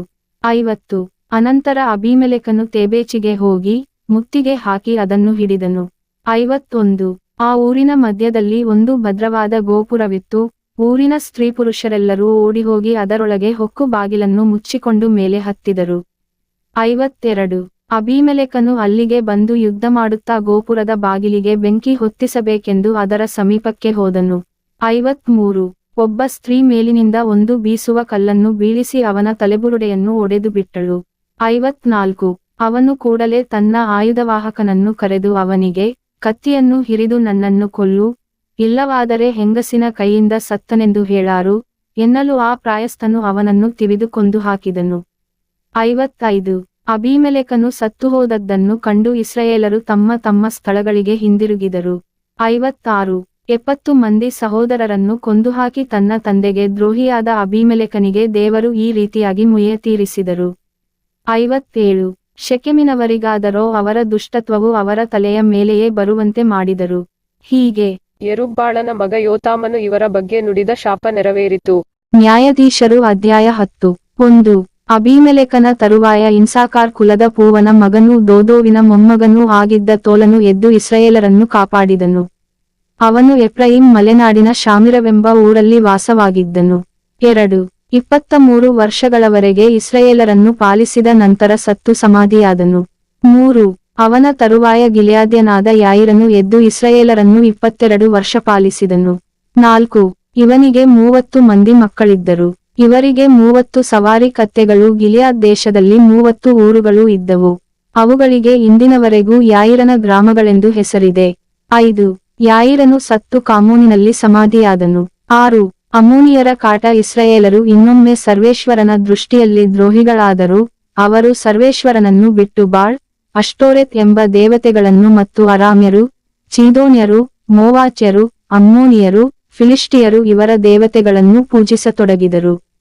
ಸರ್ವೇಶ್ವರನನ್ನಾದರೋ ಬಿಟ್ಟೇ ಬಿಟ್ಟರು. 7 ಆದುದರಿಂದ ಸರ್ವೇಶ್ವರ ಇಸ್ರಾಯೇಲರ ಮೇಲೆ ಕೋಪಗೊಂಡು ಅವರನ್ನು ಫಿಲಿಷ್ಟಿಯರ ಮತ್ತು ಅಮ್ಮೋನಿಯರ ಕೈಗೆ ಒಪ್ಪಿಸಿದರು. 8 ಇವರು ಆ ವರ್ಷದಿಂದ 18 ವರ್ಷಗಳವರೆಗೆ ಜೋರ್ಡನಿನ ಆಚೆ ಗಿಲ್ಯಾದಿನಲ್ಲಿದ್ದ ಇಸ್ರಾಯೇಲರನ್ನು ಬಹಳವಾಗಿ ಪೀಡಿಸುತ್ತಾ ಅವರ ಮೇಲೆ ದಬ್ಬಾಳಿಕೆ ನಡೆಸಿದರು. ಈ ನಾಡು ಮೊದಲು ಅಮೋರಿಯರದಾಗಿತ್ತು. 9 ಇದಲ್ಲದೆ ಅಮ್ಮೋನಿಯರು ಜೋರ್ಡನ್ ನದಿಯನ್ನು ದಾಟಿ ಯೆಹೂದ, ಬೆನ್ಯಾಮಿನ್, ಎಫ್ರಾಯೀಮ್ ಕುಲಗಳೊಡನೆ ಯುದ್ಧ ಮಾಡಿದ್ದರಿಂದ ಇಸ್ರಾಯೇಲರು ಬಹಳ ಕಷ್ಟಕ್ಕೀಡಾದರು. 10 ಆಗ ಅವರು ಸರ್ವೇಶ್ವರನಿಗೆ, ನಾವು ನಮ್ಮ ದೇವರಾದ ನಿಮ್ಮನ್ನು ಬಿಟ್ಟು ಬಾಳನ ಪ್ರತಿಮೆಗಳನ್ನು ಪೂಜಿಸಿ ನಿಮಗೆ ವಿರುದ್ಧವಾಗಿ ಪಾಪ ಮಾಡಿದ್ದೇವೆ ಎಂದು ಮೊರೆಯಿಟ್ಟರು. 11 ಸರ್ವೇಶ್ವರ ಅವರಿಗೆ, ಈಜಿಪ್ಟ್, ಅಮೋರಿಯ, ಅಮ್ಮೋನಿಯ, ಫಿಲಿಷ್ಟಿಯ, ಚೀದೋನ್ಯ, ಅಮಾಲೇಕ್ಯ, ಮಾವೋನ್ಯ, 12 ಇವೇ ಮೊದಲಾದ ಜನಾಂಗಗಳು ನಿಮ್ಮನ್ನು ಪೀಡಿಸಿದಾಗ ನೀವು ನನಗೆ ಮೊರೆಯಿಟ್ಟಿರಿ, ನಾನು ಅವುಗಳಿಂದ ನಿಮ್ಮನ್ನು ಬಿಡಿಸಿದೆ. 13 ಆದರೂ ನೀವು ಮತ್ತೆ ನನ್ನನ್ನು ಬಿಟ್ಟು ಅನ್ಯದೇವತೆಗಳನ್ನು ಪೂಜಿಸುತ್ತಾ ಬಂದಿರಿ, ಆದುದರಿಂದ ನಾನು ಇನ್ನು ಮುಂದೆ ನಿಮ್ಮನ್ನು ರಕ್ಷಿಸುವುದೇ ಇಲ್ಲ. 14 ಹೋಗಿ ನೀವು ಆರಿಸಿಕೊಂಡ ದೇವತೆಗಳಿಗೆ ಮೊರೆಯಿಡಿ, ಅವು ನಿಮ್ಮ ಈ ಇಕ್ಕಟ್ಟಿನಲ್ಲಿ ಸಹಾಯ ಮಾಡಲಿ ಎಂದರು. 15 ಇಸ್ರಾಯೇಲರು ಮರಳಿ ಸರ್ವೇಶ್ವರನಿಗೆ, ಪಾಪ ಮಾಡಿದ್ದೇವೆ, ನಿಮಗೆ ಸರಿ ತೋರಿದಂತೆ ನಮಗೆ ಮಾಡಿ, ಆದರೆ ಈ ಸಾರಿ ಹೇಗೂ ನಮ್ಮನ್ನು ರಕ್ಷಿಸಬೇಕು ಎಂದು ಮೊರೆಯಿಟ್ಟರು. ಅನ್ಯದೇವತೆಗಳನ್ನು ಹೊರಗೆ ಹಾಕಿ ಸರ್ವೇಶ್ವರನನ್ನು ಪೂಜಿಸತೊಡಗಿದರು. 16 ಆಗ ಇಸ್ರಾಯೇಲರ ಸಂಕಟದ ನಿಮಿತ್ತ ಸರ್ವೇಶ್ವರ ಬಹಳವಾಗಿ ನೊಂದುಕೊಂಡರು. 17 ಅಮ್ಮೋನಿಯರು ದಂಡೆತ್ತಿ ಬಂದು ಗಿಲ್ಯಾದಿನಲ್ಲಿ ಇಳಿದುಕೊಂಡರು. ಇಸ್ರಾಯೇಲರು ಕೂಡಿ ಮಿಚ್ಚೆಯಲ್ಲಿ ಪಾಳೆಯ ಮಾಡಿಕೊಂಡರು. 18 ಗಿಲ್ಯಾದಿನ ಜನರು ಹಾಗೂ ಅಧಿಪತಿಗಳು, ನಮ್ಮಲ್ಲಿ ಅಮ್ಮೋನಿಯರೊಡನೆ ಯುದ್ಧಕ್ಕೆ ಕೈಹಾಕಬಲ್ಲವನಾರು, ಅಂಥವನನ್ನು ಗಿಲ್ಯಾದಿನವರೆಲ್ಲರ ಮೇಲೆ ನಾಯಕನನ್ನಾಗಿ ಮಾಡಬಹುದಲ್ಲ ಎಂದು ತಮ್ಮೊಳಗೆ ಮಾತಾಡಿಕೊಂಡರು.